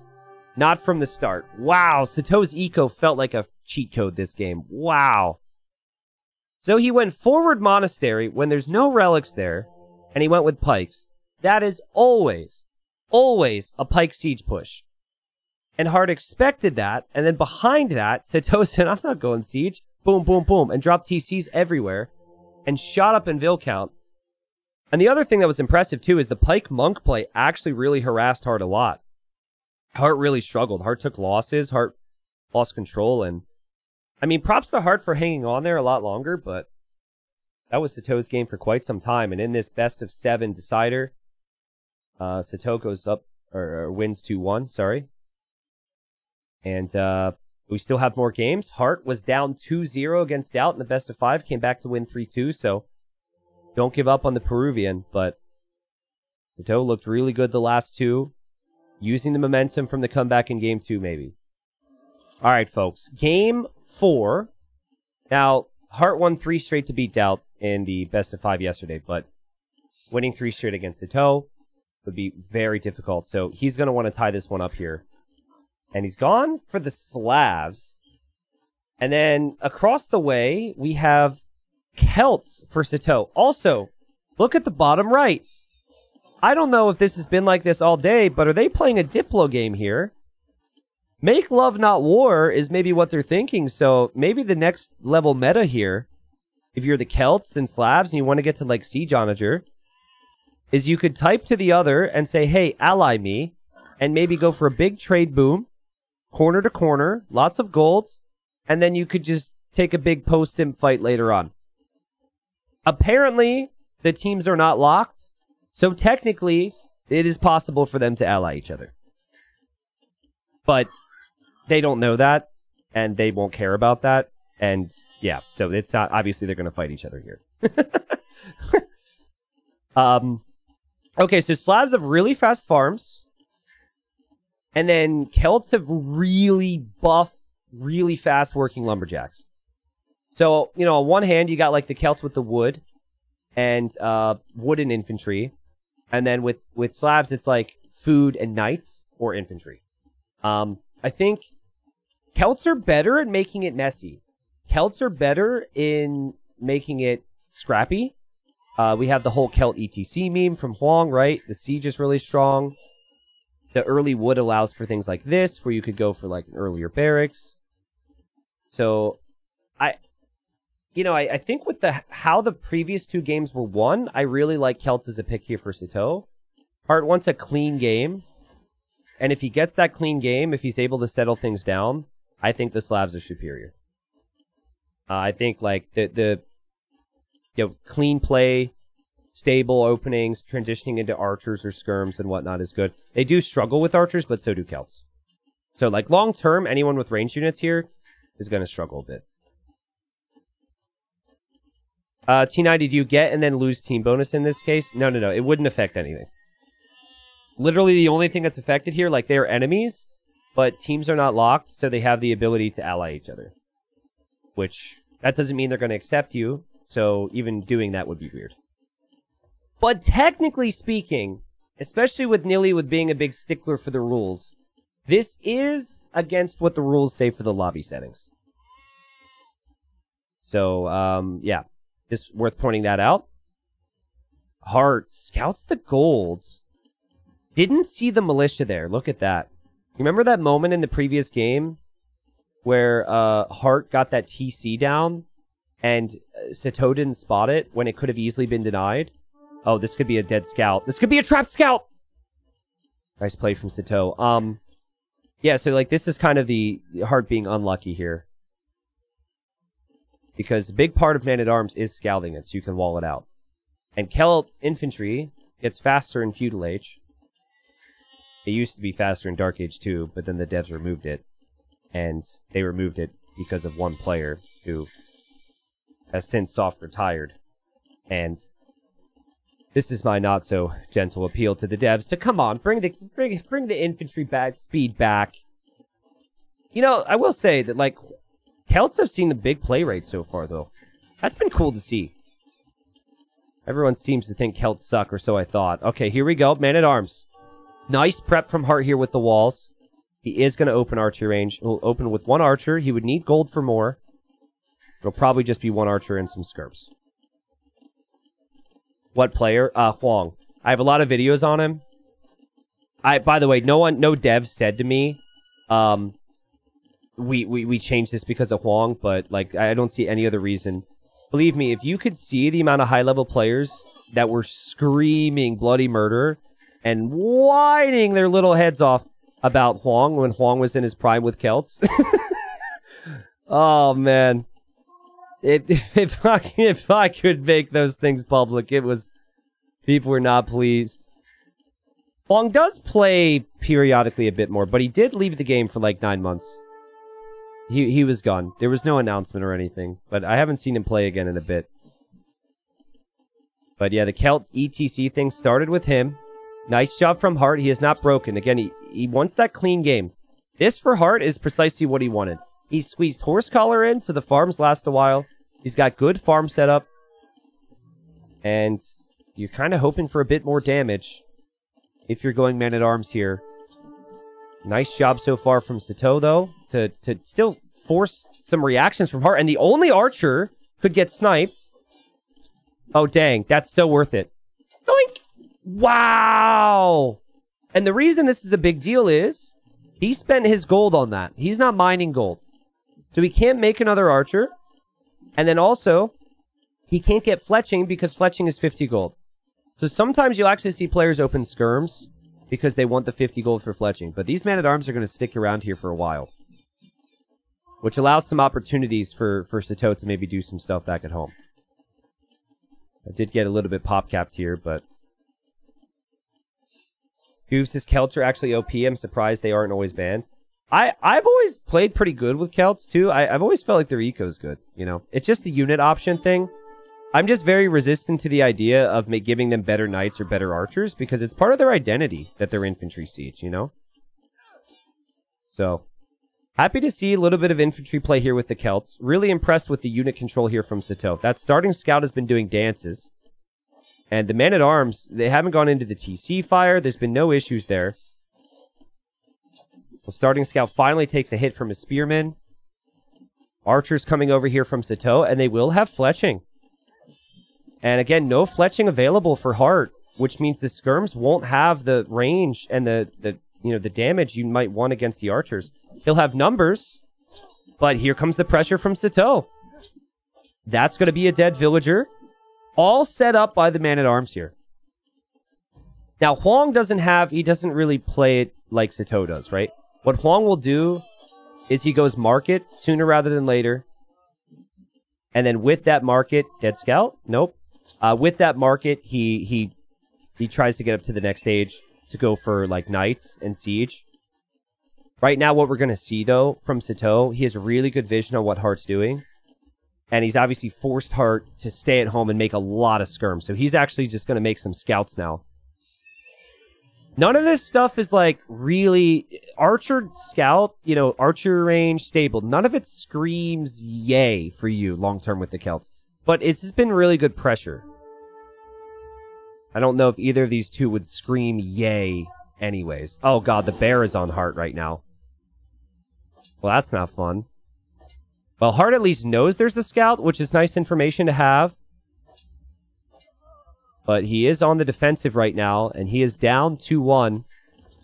Has to add spears, loses his scout. And scouts can push back those skirms. A lot of them are weak from the man-at-arm earlier. They met this guy back before he was even a man-at-arm. And they talked about this raid. And he's like, hey, this is where the damage should be done. And he waits for the crew. Heartt's eco balance still looking really good. He's on gold. The farm setup is beautiful. He's had less TC idle time. The man-at-arm goes down. Market usage now from Sitaux.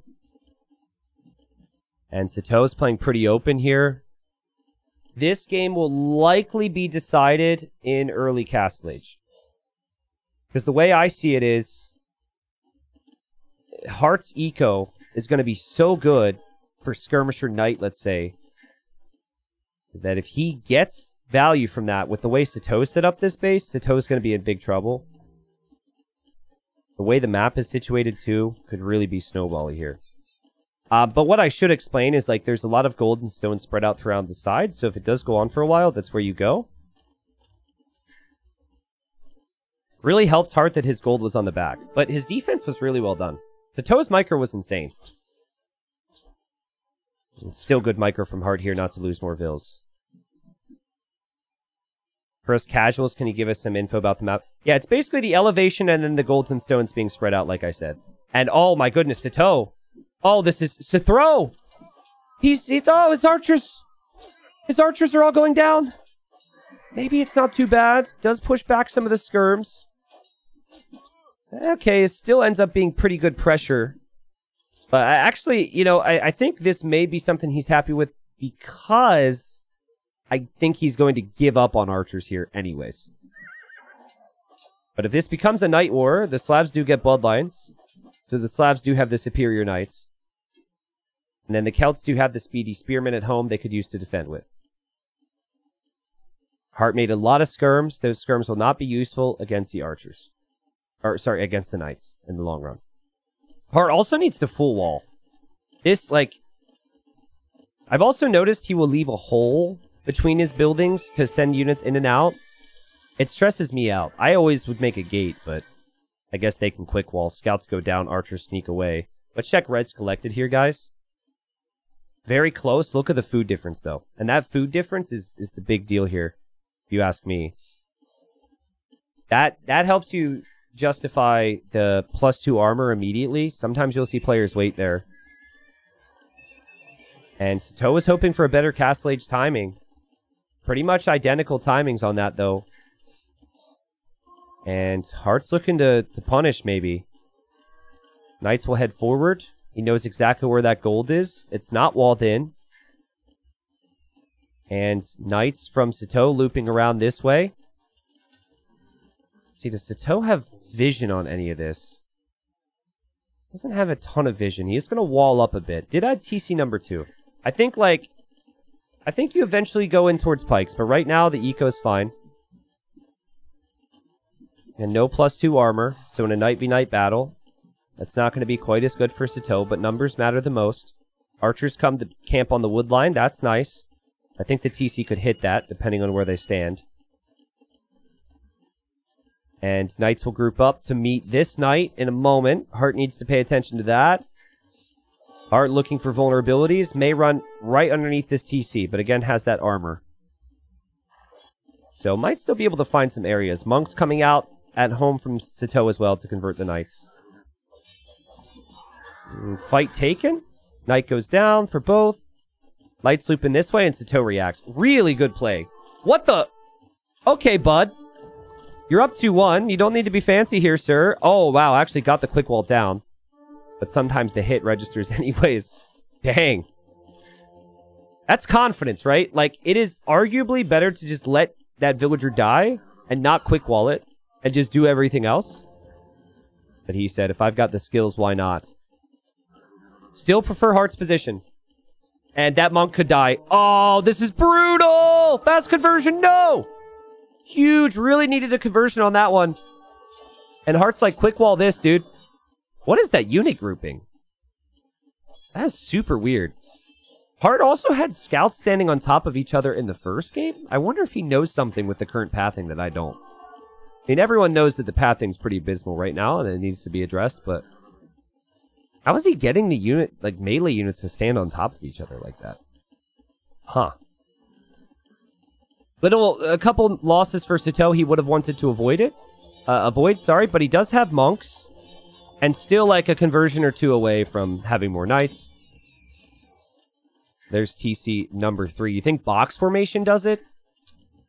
I don't think it's box formation. I know, like... I know box formation helps with unit grouping. But everyone's doing box formation for their cav when they're between like 3 and 8. It's that how do you get the units to stand on top of each other? Which is the thing that was introduced with the new patch. There's the barracks. Okay, so this is going to be pikes eventually. So it's monk defense, knight offense. Makes sense. Couple monks here from Hearttt. Hearttt already got 2 relics. And if Hearttt notices this, that could be 2 conversions. He goes for 1. He needs it. Doesn't get it. And Heartt's other knights are looping back home right now. Okay, so Heartt's been 3 TC for a minute, right? So res collected should be climbing for him. It's still the food count. Will Hearttt mix in siege? Yes. Cheap siege with the Slavs. Monks to heal up your own knights. Monks can help convert pikes as well. I really like Heartt's position here. You know, the timing and the aggression from Sitaux was really strong. But Heartt's going to have a good understanding on any pressure that's coming this way. And I do think the Slavs are the superior civilization. Certainly in a night war. Oh! Oh, geez, he was so close. Oh, hesitation there from Sitaux. Oh, man, that hesitation hurt him. I think he actually had a very good chance at killing every single monk there and not losing any knights there to conversions. And in the end, he hesitated because he heard the Wololo. And the Wololo has the power to scare even the best players away. And there, Monk's going to go down and also loses a knight to a conversion. Hearttt now knows it's pikes, too. Hearttt also killed some monks there. Hearttt still with that slight eco lead. Now that you've killed a lot of knights, some players will consider longsword here, but I think like knight and siege and monk is still more than enough strength to push this back. A 3rd TC now for Sitaux. Not bad timings for Sitaux, right? It's just like really sublime defense and macro from Hearttt. A perfect game for him to bounce back because the last 2 guys have been very messy. This has not been messy. This has been like an Arabia game. Hearttt is one of the best Arabia players in the world. And Heartt's going to go man-at-arms. Slavs do get supplies for free. You don't need to research it or anything. So it is cheaper for you, and he's going to think about longsword against the pikes. doesn't want to be too stubborn playing in against pikemen, and I like that. But yeah, supplies. Teabag, thanks for the 3 months. Thank you, Voltic. Thank you, Kind. Thank you, Kamorti. Everyone for the support. Hope you guys are enjoying. But gotta cast the games, right? Like Cav, looking around. Oh, geez. Well, kind of runs into the meat grinder there, but worth it to kill a monk, probably. Lots of scorpions. Celts have an answer to that with mangonels, though. Knights hoping to spread out, maybe? If when Sitaux reacts to this, you're in 2 different spots, that could be brutal. 3 knights here, 2 knights here. It goes in with everything, which is way more realistic to control. My idea was very ambitious when you've got this to worry about at home. And the raid is worth it. Lots of vital time. All of the Sitaux's army now maybe pushed into an awkward spot on the front if he does move forward throughout this, and he does, but Scorpions could get flattened here. Sitaux knows how to flatten Scorpions. So many of his got flattened in the first game of this series. Oh! Oh, geez, Hearttt, you gotta be careful here. It's gotta be really careful. Light Cav there for the monks. Sitaux killed the Scorpions again. We got man-at-arms, Hearttt! Get longsword! This is not the feudal age! Get longsword! Panic! Panic for Hearttt! This could be bad. Oh, but a beautiful attack round. Oh, well done. That attack round saved him so much. Longsword 20 seconds off. These mangonels are so weak. And he still has this one remaining. Also kills all the monks. Has a 20 villager lead. And with longsword, he would have won that fight very easily. Just missed that upgrade. Easy to do so when you're producing villagers and producing knights too. And I think Hearttt is going to be in a great position to take this long term now. He's got the 3 relics. It was kind of an even trade there. You'll take that. And look at all these pikemen back here, guys. The pikes had to go backwards instead of forwards because of the knights. And now I think Hearttt from here could maybe consider a castle. It's interesting. Players will place castles here even though there's no stone or gold, but it's like right between player bases, so it feels really strong. And yep. See, it's like kind of a control castle. Typically, you want control resource and control map castles, but this map doesn't really provide that option because the golden stone is spread out throughout the sides. There's still some slight concern here that maybe this could get denied. Hearttt doesn't really have a lot of numbers right now. Also, Sitaux is coming with his own villagers. Still longswords in the mix, though, which should be good against the pikes. And only a scorpion, as Hearttt kills that immediately. Beautiful stuff.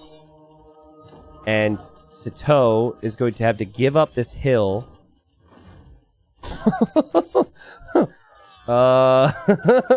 You know what's good against longswords, guys? A Woad Raider. Ah! Hearttt, are you going to notice this? Heartt's like, I'm smashing him, and we are tying up this decider. This is such an important moment in my life. He did notice it! He did notice it. And he had just smashed the pikeman as well, and I think Sitaux knew, just in like a moment, the knights are going to come over here and finish that off. That castle would never go up. Sitaux wanted a castle in the same spot, basically. And Hearttt controlled the game, and 2-2, people. Great stuff from Hearttt. And, lovely play from Sitaux as well. I think a little bit of a risk with the Celts pick. And Heartt's ability to have clean eco while being on the defensive in feudal age is just insane. It was so impressive. But I've seen it so many times from the guy. And Slavs, an earlier pick for Hearttt, I believe. We'll double check that. But 2,500 more food. Over 1,000 more gold. A little bit more stone. Took really good engagements that game. And obviously that one engagement would have been way better if he just had longsword. But even the man-at-arms, pretty good against the pikemen there. So Heartt's in the red. And we've got Malians for Hearttt. And this map is hippopotamus. Now people said it looked like a raccoon. Guys, it's a hippo, alright? It's not, well, I guess it's not Hippo Apartment Cup. But, you know, it's a hippo, alright? And in the ears of the hippo, are the deep fish. So if we're going to see a dock, we might see the docks there. There are little shore fish which players can utilize here, which is actually a really important aspect of the eco here. Behind in the corner, you've got golden stone to fall back to. However, the main gold is always very far forward, as far as I know. Yeah, it looks like the stone is not fixed like that, but the gold always is. So Sitaux's gone for the Romans. And the Romans, as we see villagers walking to the north, that's probably going to be for a dock. The Romans have 5% more efficiency for their eco, which is really smooth. They also have really strong infantry and really strong cav. Where they would struggle long-term is if they're up against archers. Malians, I find to be the more flexible civ. Wood cost on the buildings really helps out. Strong infantry themselves, though I think they'd avoid that here. With Hearttt, you're thinking stable archery range, stable archery range, stable archery range. So he will obviously need to make some navy here, but like knights, archers, Malians are great with. And it's very close quarters. Tiny little details matter a lot. So we'll see. People asking about certain players. The top 4 from the previous NAC are already invited. So Viper, Hera, Leary, Yo will be at NAC, and the rest have to qualify. But we had 2 deciders today. I said I wouldn't spoil the second set, but the first one, ACCM, qualified. The second one was Tato Barrels, which went to the 7th game. It was incredible. I'd encourage you to watch the VOD. And then, obviously, this one here could go to the 7th game as well. And then there's another qualifier this week, which will conclude next weekend. So, see how it goes. I think Heartt's in a really good spot as far as game plans go. Because, like, Malians feel super smooth here. Maybe one of the best civilizations for it. And then Portuguese for the Copenhagen, which is, it's like a water-esque wall map, is what he had used against MBL. I really like Portuguese for that map as well. I forget the other map that'd be remaining. Maybe if someone could remind me. I think it must be a watery map. Oh, I think it's Rocky Forest. Rocky Forest, we could see some crazy stuff. Okay, prediction. Rocky Forest, Armenian longswords in Feudal Age from Sitaux. If we see it, I think we see Armenians. I think we see longswords in Feudal Age. I'll talk more about that once we get closer. All right, so 2 fishing ships in the north for Sitaux. He's pulling a villager, which tells me this will be for a second dock. Second dock comes up now, so double dock approach for him. Hearttt hoping to spend the wood on archers, most likely. So this is what Hearttt had done against Doubt. He went 1 dock fires and just kind of focused a lot on repairing those fires instead of making more. And then his archers snuck to a wood line. Now, Doubt had lumber camped here and walled this way, and Hearttt went, he looped through, he looped around into that wood line, and Doubt never expected that. Doubt even, like, towered the gold, and, like, had all this water focus, and just never expected the archers. But as Hearttt scalded... See, Hearttt hasn't necessarily confirmed where Sitaux is taking wood. He's going to see the second dock, though. Well, he's going to assume that's the second dock, and it's going to be galleys from Sitaux. Wow. So I know Sitaux has a tendency to do this. The difference with galleys and fires is just fires are better in messier games because you don't have to micro them as much. It's kind of like a knight versus an archer, right? But obviously, if you get the galley number high enough and the micro is good enough, you will beat the fires. I just really don't like galleys. I think, like, there's going to be land play here, and you're going to be expected to focus on that while simultaneously microing galleys against a player like Hearttt. Feels like it's going to be really brutal.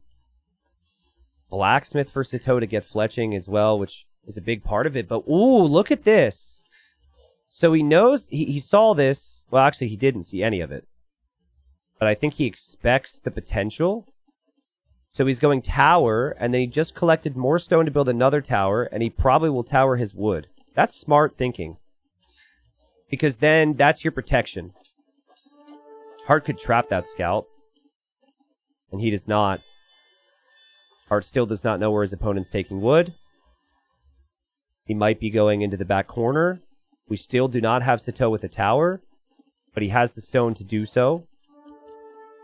There are the galleys. This will be news to Hearttt. And we'll see how it plays out. But those galleys have to hit and run, hit and run, hit and run. Which takes away from other things here.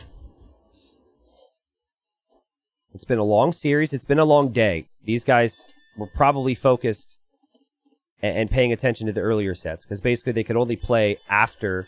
And there's the tower now. They could only play after the other sets concluded. And they went on quite long. There's a demo in there. Big demo from Hearttt. Boom! Didn't kill a single thing. But hey, weakened a bunch of ships. And for that, Hearttt, we salute you. Actually, interestingly enough, took it down to 240 HP out of 480. So it took it down to half HP. Tower goes up. Archer died. That villager's there. I think villager should be fine. Hearttt still needs to have an answer to get in close to these galleys. But that is going to make Sitaux think twice about going through if the dock has a flag. Sitaux has 4 kills, 0 deaths. It says he's killed 2 eco. I think he killed multiple villagers over here with this scout. That scout killed 2 vills. Wow. That's sick. I love this strat from Sitaux. It's not the galleys that gets me all excited. It's actually the tower thinking. That's such an important part. He thought he wanted to go galleys, but he recognizes the weakness of it. And oh man, he's taking risks here. If there was a demo now for Hearttt, players rarely take these risks, but the galleys are working. We still haven't seen a galley go down. The galley play is working amazingly well. And the archers don't really know where to go. Now, what players like to do is they like to use these docks to go for shorefish. But if you get through here, you could take those shorefish away as well and kill the villagers. Oh man, this is crazy, Sitaux. Also, Hearttt sitting underneath the tower, so they have to react there. Villagers will need to fight that off. Skirms will need to come out. Just waiting for a demo. Heartt's making a demo from the southern dock. But I don't know if he can get in close here. I wonder if Hearttt should tower. Oh, the demo. It's like hiding. It's blending in. It was spotted. Look at the KD. 14-1. This is crazy. Now, he doesn't really have food, funnily enough. But Heartt's going to get wrecked. I mean, he does have food. He does have fish, right? And these fishing ships are all going to go down. Hearttt needs to... You know what Hearttt needs to prioritize right now, guys? His next ship needs to go here. This is all on its lonesome. And that is something that Hearttt cannot allow. Yes, you lost your fish. But the galleys are down here now. So it would be really nice if possibly he could go punish. I think Sitaux even expects it, which is why he's adding fires there. 19-1 KD. 19-1. Still no demo in here. And, like, villagers go down again. I want to see res collected here. It can't be close, right? Res collected, more of almost every resource for Sitaux. Hearttt has come to the middle to take some berries and take the hunt, which is an aspect of this map that I'm sure he didn't really think about as part of his plan when this started. Sitaux able to take so much shorefish because of the water dominance. That's a nice little injection of food, and he's up. Wow, very impressive. Hearttt is forever feudal here, guys. And it's just a great strat from Sitaux. This all comes back to the towers, because if you watch the Doubt Hearttt series, smile in chat if you watched it, the weakness was you were exposed on your wood, and Hearttt was going to punish that. And Hearttt was used to that possibility. That's what Hearttt wanted to do. It made logical sense where Hearttt went, but the tower being there screwed it up. And also the galleys is pretty epic too. I mean, with his unit control, it's looked really good. Also, I never really liked taking the wood here. I think the old version of the map, players would spawn like here-ish. But now you're a bit further to the corner. I think corner is always the safe way to go. And in all honesty, from here, like, I don't really know what to suggest to Hearttt besides find damage with your archers when you already have not. I think a couple knights just ruins the game for him and puts Sitaux 3-2 up. This is exposed. It would die to knights. This is exposed. This is exposed. There, you've got Navy still around. I would love to see a demo here from Sitaux. Archers might be able to find some kills. Looking around. This would be nice. If he gets a couple kills here, clicks up to castle, it could be decent. Oh, Sitaux gating there. Wow. Really well played. Scouts are going to be here as well. Skirms are there, and the GG's called. At one point, it was a 19-1 KD there for Sitaux.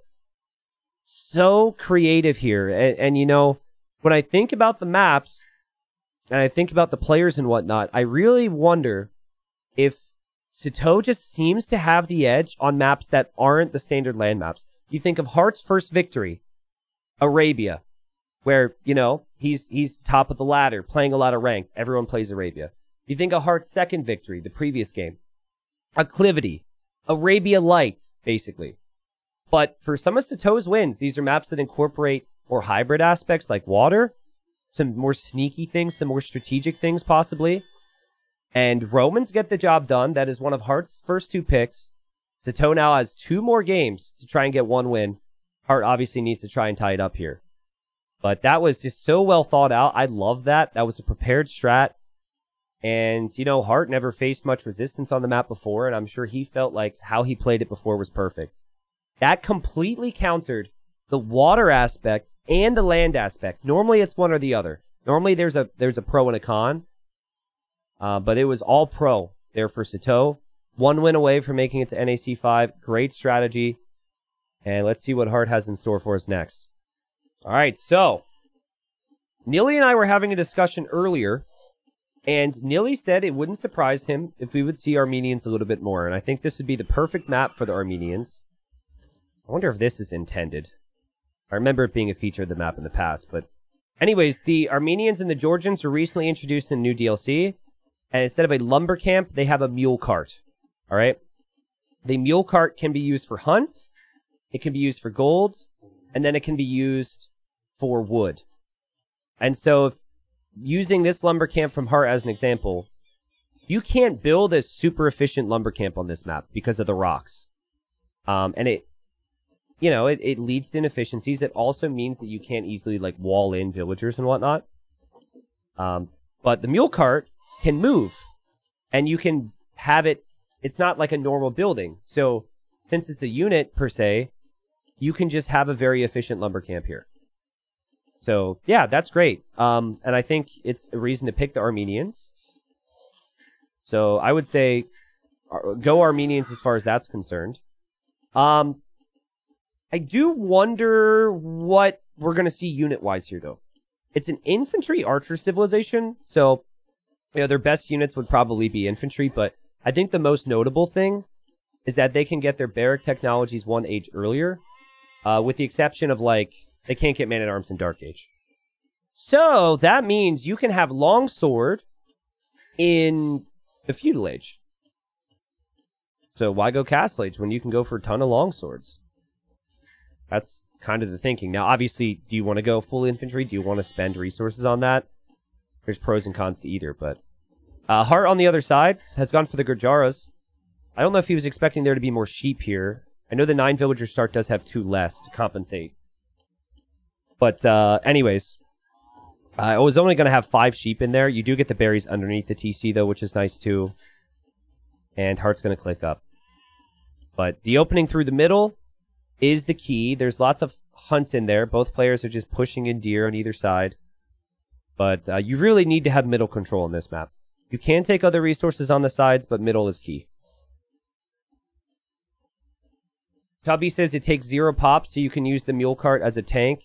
Effectively have unlimited pop of extra army. Yeah. Yeah, that is a way to cheese a bit, and I know it's pretty strong. I think that that aspect will not play a role here. I don't like how the mule cart, for whatever reason, military units aggro the mule cart over actual enemy at times. I think I've heard rumblings that they are trying to fix that, but that is something that is happening in the current patch. But yeah, obviously mule carts can be moved as well, so if you get attacked, it could be pretty good. But there is a hole here, right? Actually, you could block that with the mule cart. That's the bigger deal here. Enemy army comes in, you can wheel your mule right into the gap, right? Rentar just said it, yeah. Ah, interesting. Okay, Fuel Age about to come in for Heartt. And that camel would eat that scout in feudal, so Sitaux needs to have some protection. Heartt seemingly building up towards a stable because of not being on gold, but range. Stable. Armenian mule carts are cheaper already, so whatever, I forget the discount, but it's probably like 80 wood, 10 food, or 12 food or something. Armenians have a discount. It's a little weird how only 2 civs get them, and then like 1 civ gets a discount. It's kind of hard to memorize it for that reason for my brain, but is what it is. We're going to have Spearman added just as another tool to maybe kill this scout. And then the man-at-arms really want to get a hit there. Ooh, boy. Best of luck to you, Scout. Try and get back home if you can. Man-at-arms coming through. Now, last time we saw this from Heartt, he fought it off with Vils, and it was no problem. He did that against Doubt. And nice quick walling from Heartt. Very impressive. That's huge. Really impressive stuff. Just block the pathing there. It's crazy, though. Like, he makes it look really easy. Like, you see how Sitaux is not engaging? It's because he knows if he does, he feels like Heartt's going to take the perfect fight. His unit control is just so good. You really need a Spearman, and you really need an Archer with this right now if you can, if you're Sitaux. And I'm not sure he's going to get that. Here he takes the fight. Scout will survive for Sitaux, but he has not found a single kill here. And Heartt's going to get a full clear up. Beautiful micro. And he needs the win. And he's looking in a good spot now. Drops the archer range, expecting some archers. And he's going to have skirms. They're too cool. I hope they add mule carts and churches to a few other civs. I don't. But I'm just not that big a fan of them. So I think it would be a mistake to add it. Block! Mule block! I think it would be a mistake to add it to civs that are already established. But I'm also not sure their path for the game, right? Did you guys see that meme on Reddit where it was like, the year is 2030. We have 117 civilizations. Yeah, I want the game to be recognizable. I want new things for the game. I want a good future for the game. I want the game to be recognizable. But I digress. Don't want it to go too far, but also want funding for the game and tournaments. It's tricky, right? So far, this has just been another clean land-only game from Heartt. Right? It's just the theme. The guy is so good on these settings. No eco upgrades at all for Sitaux. It's a downside of the man-at-arms. Usually should be able to squeak in an eco upgrade in all honesty. Like at least the wood upgrade, but clearly some things went wrong. He's pop-capped a bit. Heartt sees he's going to add a stable and says, cool. I've got a stable myself already. I'll add some more scouts. Skirmishers coming forward here. Archers and spearmen all vulnerable against this. Obviously, Scout's the key now to push that back. Heartt seems really comfortable with control. This is something I noticed about him. And his series against Doubt as well. He wants to control the game. There are kills that he could find, but he never, like, how many players are looking here to try and do something to villagers? He's just like, you know what? I basically hold this position, and then I farm like a madman and macro perfectly. Again, his scouts, that was 3 scouts on top of each other. And it's only with Heartt. I really wonder what's happening there. It's obviously the new patch, but really interesting. And it's not box formation either. Okay, now sees an opportunity for some kills. Knows Sitaux will have the scouts. Heartt's made this look really easy so far. We've got skirms here. You've got these spearmen coming forward as well. That's just one spearman. Is he going to gold? No gold yet.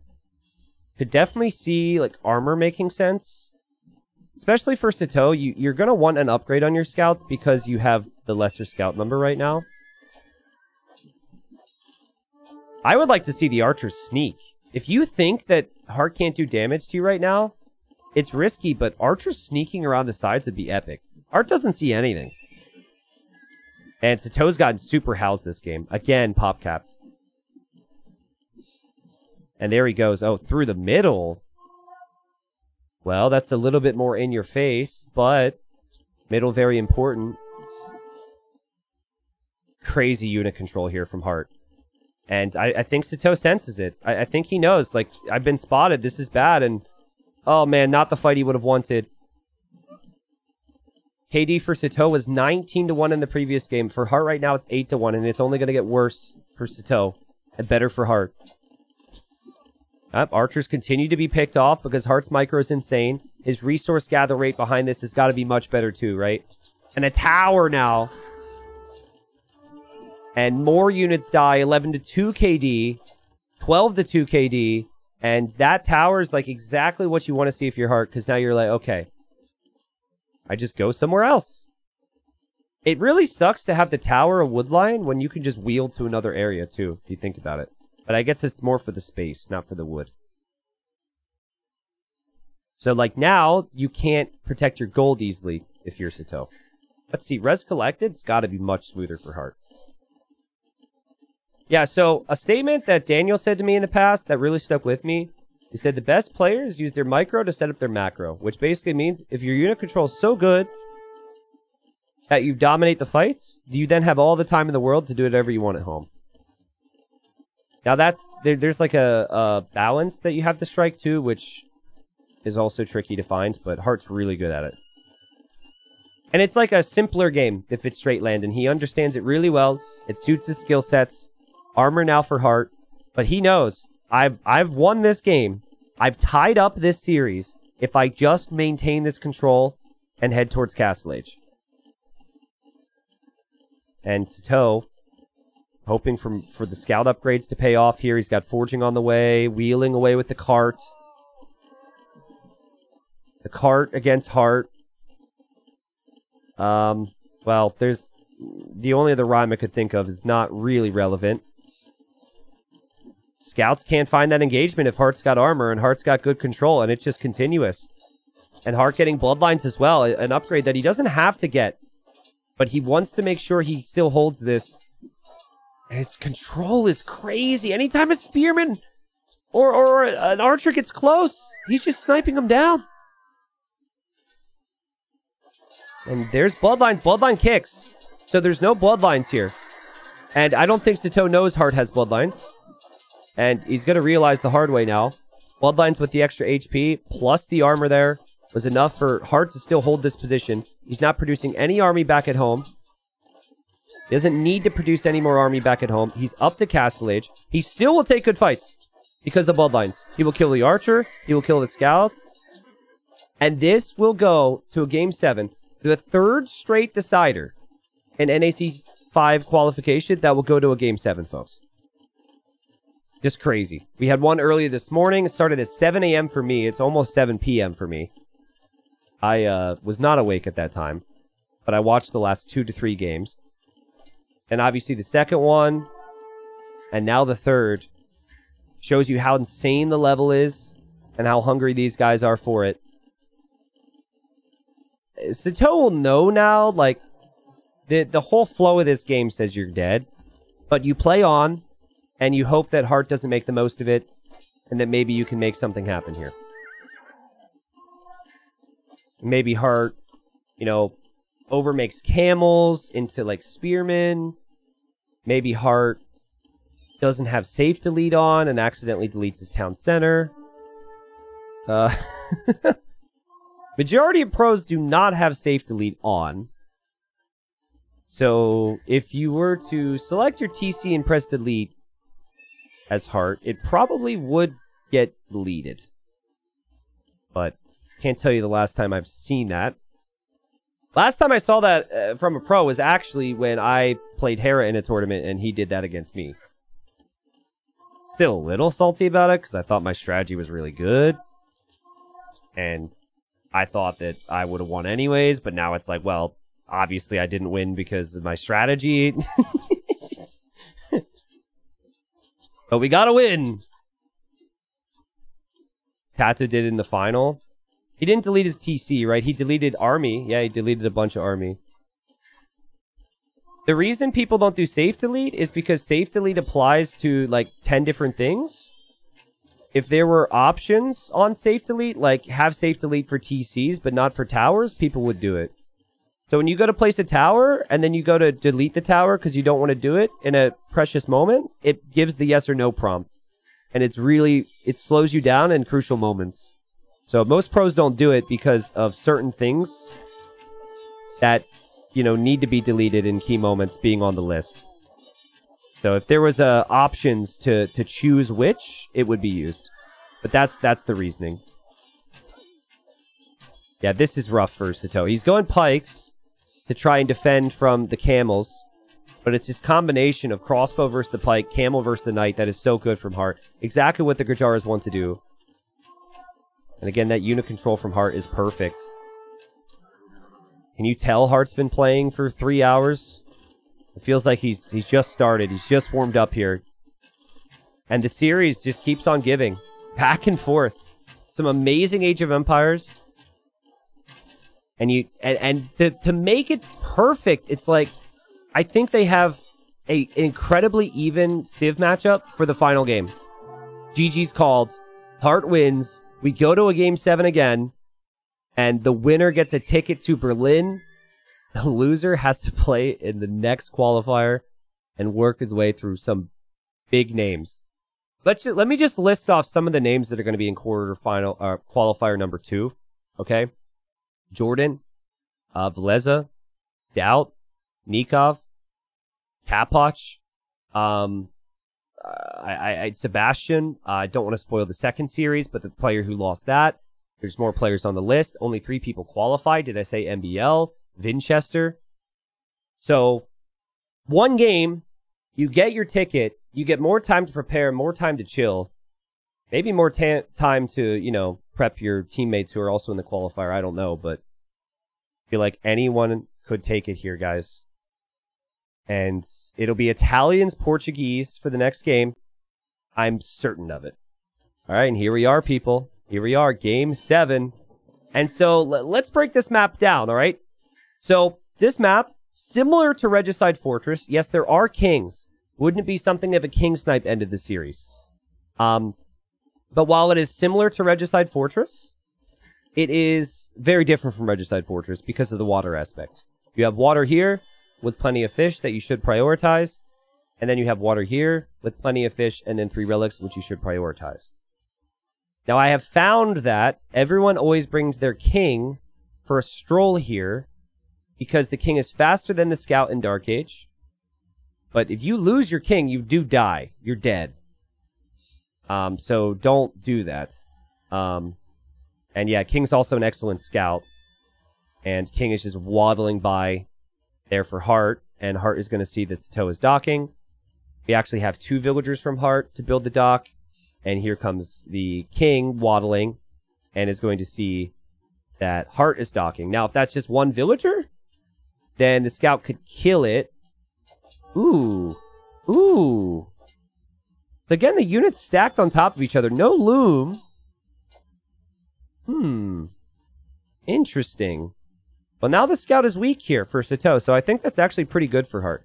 Hearttt brought 2 villagers, most likely, because he didn't want the scout to attack 1 villager. So yeah, it's like, it's a hybrid map into a boom. And both civs are so good at this. Cheap fishing ships for Italians, cheaper to go to the next age. Cheaper dock techs. I think I prefer Portuguese, though. Because Portuguese have more ship HP, Portuguese have cheaper gold units, which applies to kind of everything else. Portuguese have the organ gun, which I think is freaking busted. Like, when the devs went to nerf it, obviously they don't do it this way, but let's say there's like a plus minus for strength. Again, this is stupid. This is not how they do it, but they meant to like hit subtract a couple times to make it worse, and they just accidentally hit plus a couple times. And yeah, the unit is insanely strong. Could be kind of fun though. The Italians do have, they added a 0. That's funny. The Italians do have the condo, which actually might scare the Portuguese away from organs a bit. So it's going to be 2 docks for both here, people. 2 docks in the same spots to tow up a little bit faster. And Sitau's villager still no loom. And was almost able to get that down. King from Hearttt. The king from Hearttt blocked! Did you see that? That was an epic play. What if you trapped the king? Oh my god, dude. If that was Viper, I think he would have to try it. I think he is legally obligated to try and go house, trap the king. I'm really excited. Okay, so many players are bringing their kings here. I would love to see someone get punished pretty hard for that. Scout for Sitaux. Oh, man. Trying to make it home and Hearttt unable to kill it, so the scout will go heal up in the castle. All right. So here come the fire galleys. There will be fire galleys as well from Hearttt. Hearttt added a fishing ship here, which is a bit weird to me. And they should be thinking about fire galleys over here. We don't have one for Sitaux yet. We do have one for Hearttt. Sorry about the dings.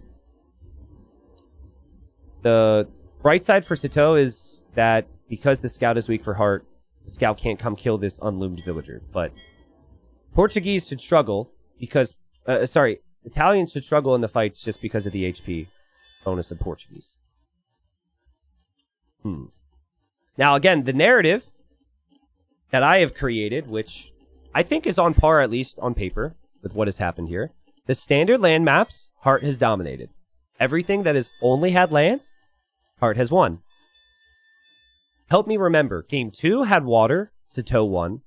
Game 3. What was game 3, chat? I forget. It'll probably come to my mind. I'm pretty certain it maybe had a combination of water.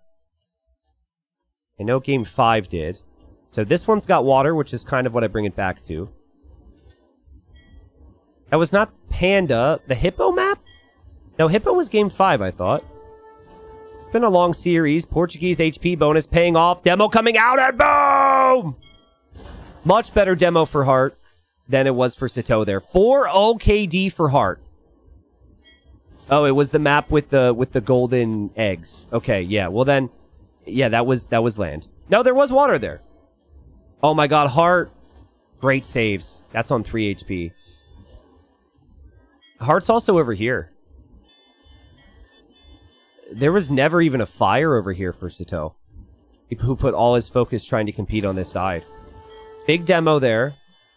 But, like, you know, one player's losing their fish. The other player's not. Hearttt still got the fish at home. Other aspects, you know, are important, like maybe getting this board, taking your berries, transitioning there. But they've essentially done the same build order. This will still probably go late, but res collected, even. Hearttt with more food, though. It's probably Sitaux just having to compensate with more on wood and more on gold because of the, you know, the HP bonus for the Portuguese. Did all the fishing ships go down? Huh. I think Sitaux clicked the fishing ship away as it was dying and kind of lured Hearttt away there. That's really nice. Oh, scout from Hearttt. Oh, the scout healed up by now in the castle. Ooh. Sitaux is probably doing the same with his scout. Yeah, the scout... Oh, it never... Wait a second. I think I know what happened here. I think this scout has been sitting next to the castle for the last couple minutes. Where is it? No, he just had it out in the open. Oh, wow. Whereas Hearttt had his healing in the castle, which is really smart. Okay, sorry. Catching up to live time now. I assumed that Sitaux would try and garrison that. And he's only now doing it. And I think he might have realized, because of Hearttt being here with a full HP scout, what exactly happened there. That is a lot of ships for one pond, though. And we are about to see some big explosions. Because demos are going to come out for Sitaux. Is this worth it? To have this many ships for this pond? This is crazy. Alright. Demo from both. And that's a good start for Hearttt. Demo will come from here. Hearttt expects it. Dock goes down. I don't think the dock got destroyed. I think Sitaux accidentally deleted it. But I'm all sorts of crazy right now. Another good demo from Hearttt, and Heartt's dominating. Did I miss something there? Did he try to delete the palisade but click the dock? Oh, geez. Oh, no, Sitaux. 13 to 4 KD. 14 to 4 KD. And the villager gets quick walled. But don't go that way. There's a wolf. Hearttt in a great position. Hearttt on the way to Castle Age. Sitaux is not even close. Hearttt. Can he get his ticket to NAC with this? We'll see him go to the next stage. And if he goes to the next stage, obviously from there, he's going to add TCs. Portuguese have great options. If you win the water here, you can snag these 3 relics, which will bring you gold. Sitau's king is in the open, but it's not going to be sniped most likely. Hearttt barely used the market too. What good eco balance. He didn't even take his boar. That's crazy to me. How? I don't understand that. It's probably not that big a deal in the end run because the res collected's the same and Sitau's going to have a lot more res to add TCs when he gets to the next stage. But certainly they both went at it over here. And it was all Portuguese. I wonder if that's a... Like, let's say Portuguese are definitely just, like, by far the best at this. Wonder if Italians could just go fast castle, docking over here, and then you can figure out an answer to that water later on. Nice blocking here from Sitaux. Sitaux could kill the fish from Hearttt over here. Sitau's still 90 seconds away. His heart has probably started to sink a little bit after seeing that time, because all you've been doing is losing units here. Hearttt with a weak Vil. Sitaux, check the HP here. That's a dead Vil if you check. Wasn't able to check. And knows about it now, but some HP's been wasted. And that TC will definitely go up. And Sitau's just being a nerd. Hearttt will probably bring the scout over. Hearttt even adding more scouts. Ooh. I like the move. There's some concerns over Heartt's food eco for me. With no horse collar for the farms, though. And never even took this boar, which I assume he knows about. Just maybe forgot about it. I kind of missed this villager, guys. I'm sorry. She might have died. But, hard to say right now. Scout for Sitaux still alive. Sitaux should know that Hearttt has added scouts, and we've also got organ guns as Hearttt looks to move this way.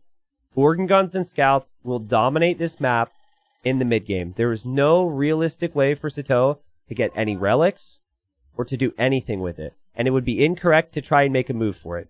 The way to win this game is you boom up and you catch up in eco, and that's precisely what Sitau's going to try. Sitaux is actually adding scouts, so I take that back. So he's gone for a similar idea. And scouts just to kill the monks. Petard? From Hearttt? What?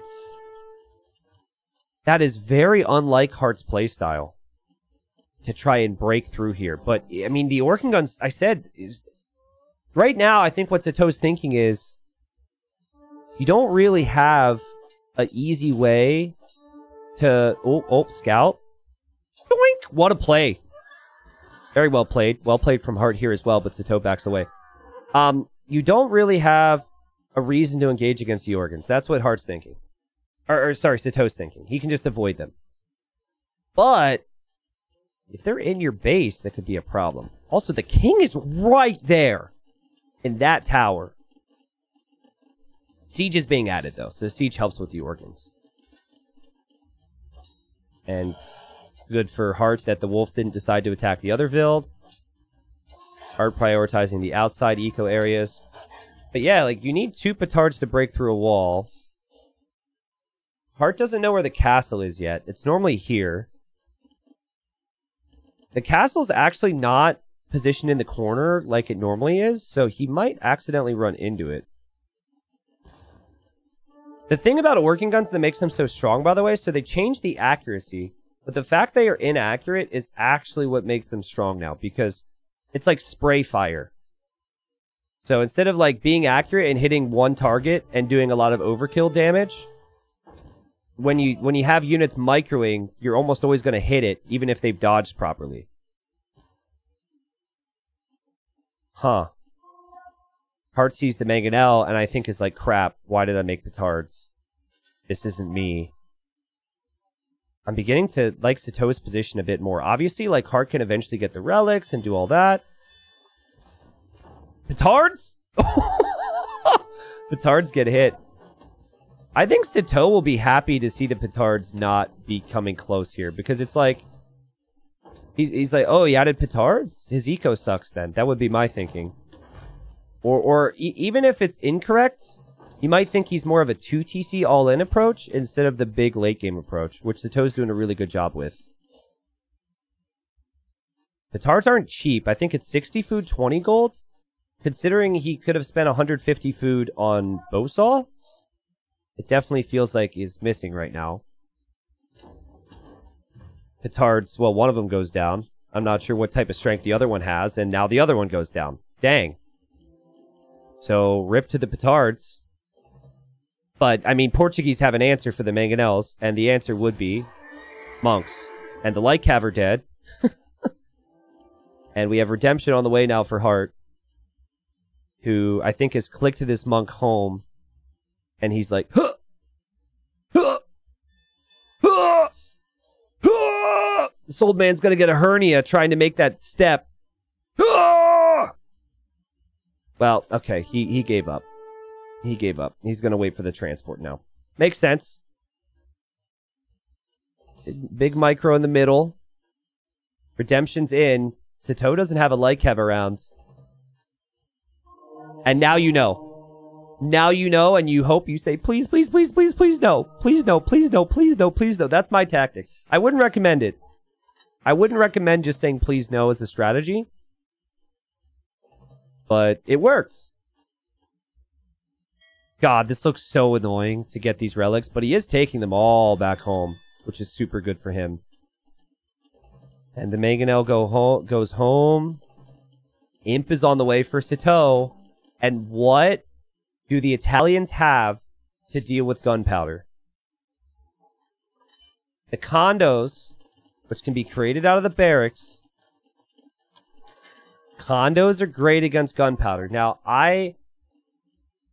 the current organ guns just really are strong, right? And so I can't sit here and really tell you guys that I think these organ guns are going to get slaughtered, because I don't know if I can believe it until I see it. But if the game's like balanced and upgrades come in, then condos should be really good against this unit. Obviously, monks can convert some condos. King's going to move to the back for Sitaux right now, and Sitaux is adding more barracks. Sitaux, a detail I didn't mention here, which I should have mentioned more, he did fully win the water here. So, there's some unique timings he could do. He could actually transport condos here, or even villagers here, and make barracks. Like, that's actually a really big deal. Hearttt is not factoring that into his equation at all when it comes to this game. Hearttt will have every single relic on the map, and he's going to switch into Arbalest, which is the correct call. Condos are not a Huskarl, okay? They're not. So, if it's full Arbalest, condos get smashed. The ideal, obviously, for Sitaux is he takes a whole bunch of map control with the condos. He then sees the archers once the organ guns are clear, and then he switches into something to deal with The archers. Sitaux just housed himself. He deleted the houses because because they were getting converted. And it's actually really bad timing. He can't produce the condos. That is horrible timing. Well, it wasn't too bad, but he doesn't want to give his opponent the houses, so it's just kind of funny right when he hits imp. Hearttt really late on some upgrades for the archers. Needs to get crossbow. He's got time. Needs to get bodkin. He's got time. Ballistics. He's got time. Backing away. Doesn't really see anything out here. You don't want him to know. I think Hearttt should know. But you don't want to show him yet. And confirm any of this. Oh, this is so smart. Hearttt, like... Dude, I've known this player for a long time. And he has really expanded his understanding of like, certain aspects of the game. This is so smart. Just walling that up. So there's no potential there. It's one thing to like... Okay, here we go. Watch. Organ guns will melt them. Organ guns will melt them. Yep, organ guns will melt them. To be fair, like, missing one upgrade, but castle fire and crossbows and everything melt them. The condos may be good against other forms of gunpowder, I don't know. But that's a big commitment. You've committed to 2 armor upgrades, all the condos, and also Pavise, which adds armor to these things. And I can't explain to you with the numbers precisely how those bonuses work with the whole anti-gunpowder thing, but that wasn't it. And crossbow will be upgraded to bracer, arbalest, and arbalest again are pretty good. And now Sitaux is going to think transport, and Hearttt already pre-walled. He thought, how can I lose this game? I wall here. I make sure I'm walled here. Obviously, Sitaux doesn't know that. Sitaux thinks, oh, we've got him. We've got him, baby. And I'm very worried for Sitaux right now. His eco is good, but is he committing towards a unit that can actually work here? Even getting careening now so he can fit 5 more units in there. It's funny, Hearttt will actually see that.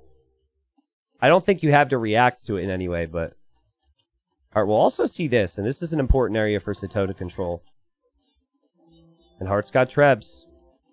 He'll have bombard cannons. When have we said this before? These condos better work. Is there a hole? No, no hole.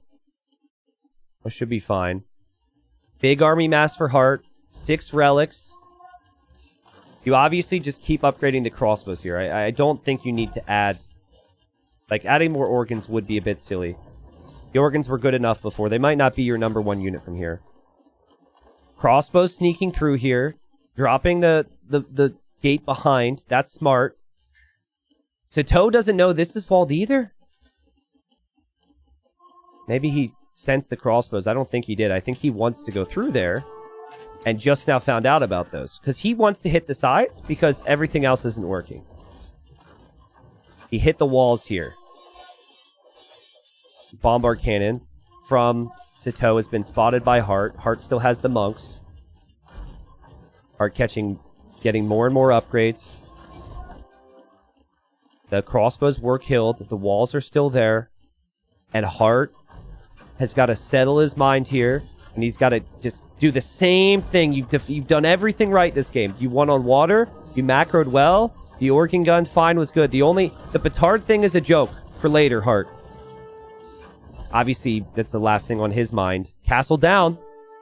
6 relics. Let's not forget that if this gets really bad, you can always add a building which gives you infinite resources as well with the Portuguese. Though that is slow, and another bombard cannon converted. An arbalest is going to be in, and we need a big wave of condos, Sitaux. And it has to be soon. You've no way of doing this otherwise. There is a king, so you could maybe try and get to that king, but where? I don't know how you do it. Siege tower. Actually, not even kidding, siege tower. Not even kidding. You wait for a big fight, and you siege tower 10 condos, and you go for the king. Look at Hearttt. Again, it's the tiny details. He's always been so great, man. But it's like the tiny little details. He's going to wall that up. Because he doesn't want to lose that king when he's not paying attention.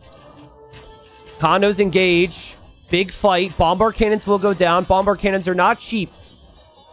Hearttt, I'm not sure if he deleted that castle or lost his castle, to be honest. We'll have to look back at that, but I know the Arbalest are feasting here. And with this big boom, Sitaux, he can't really make a unit to stop Arbalest now. The condo timing didn't work out. The push continues from Hearttt.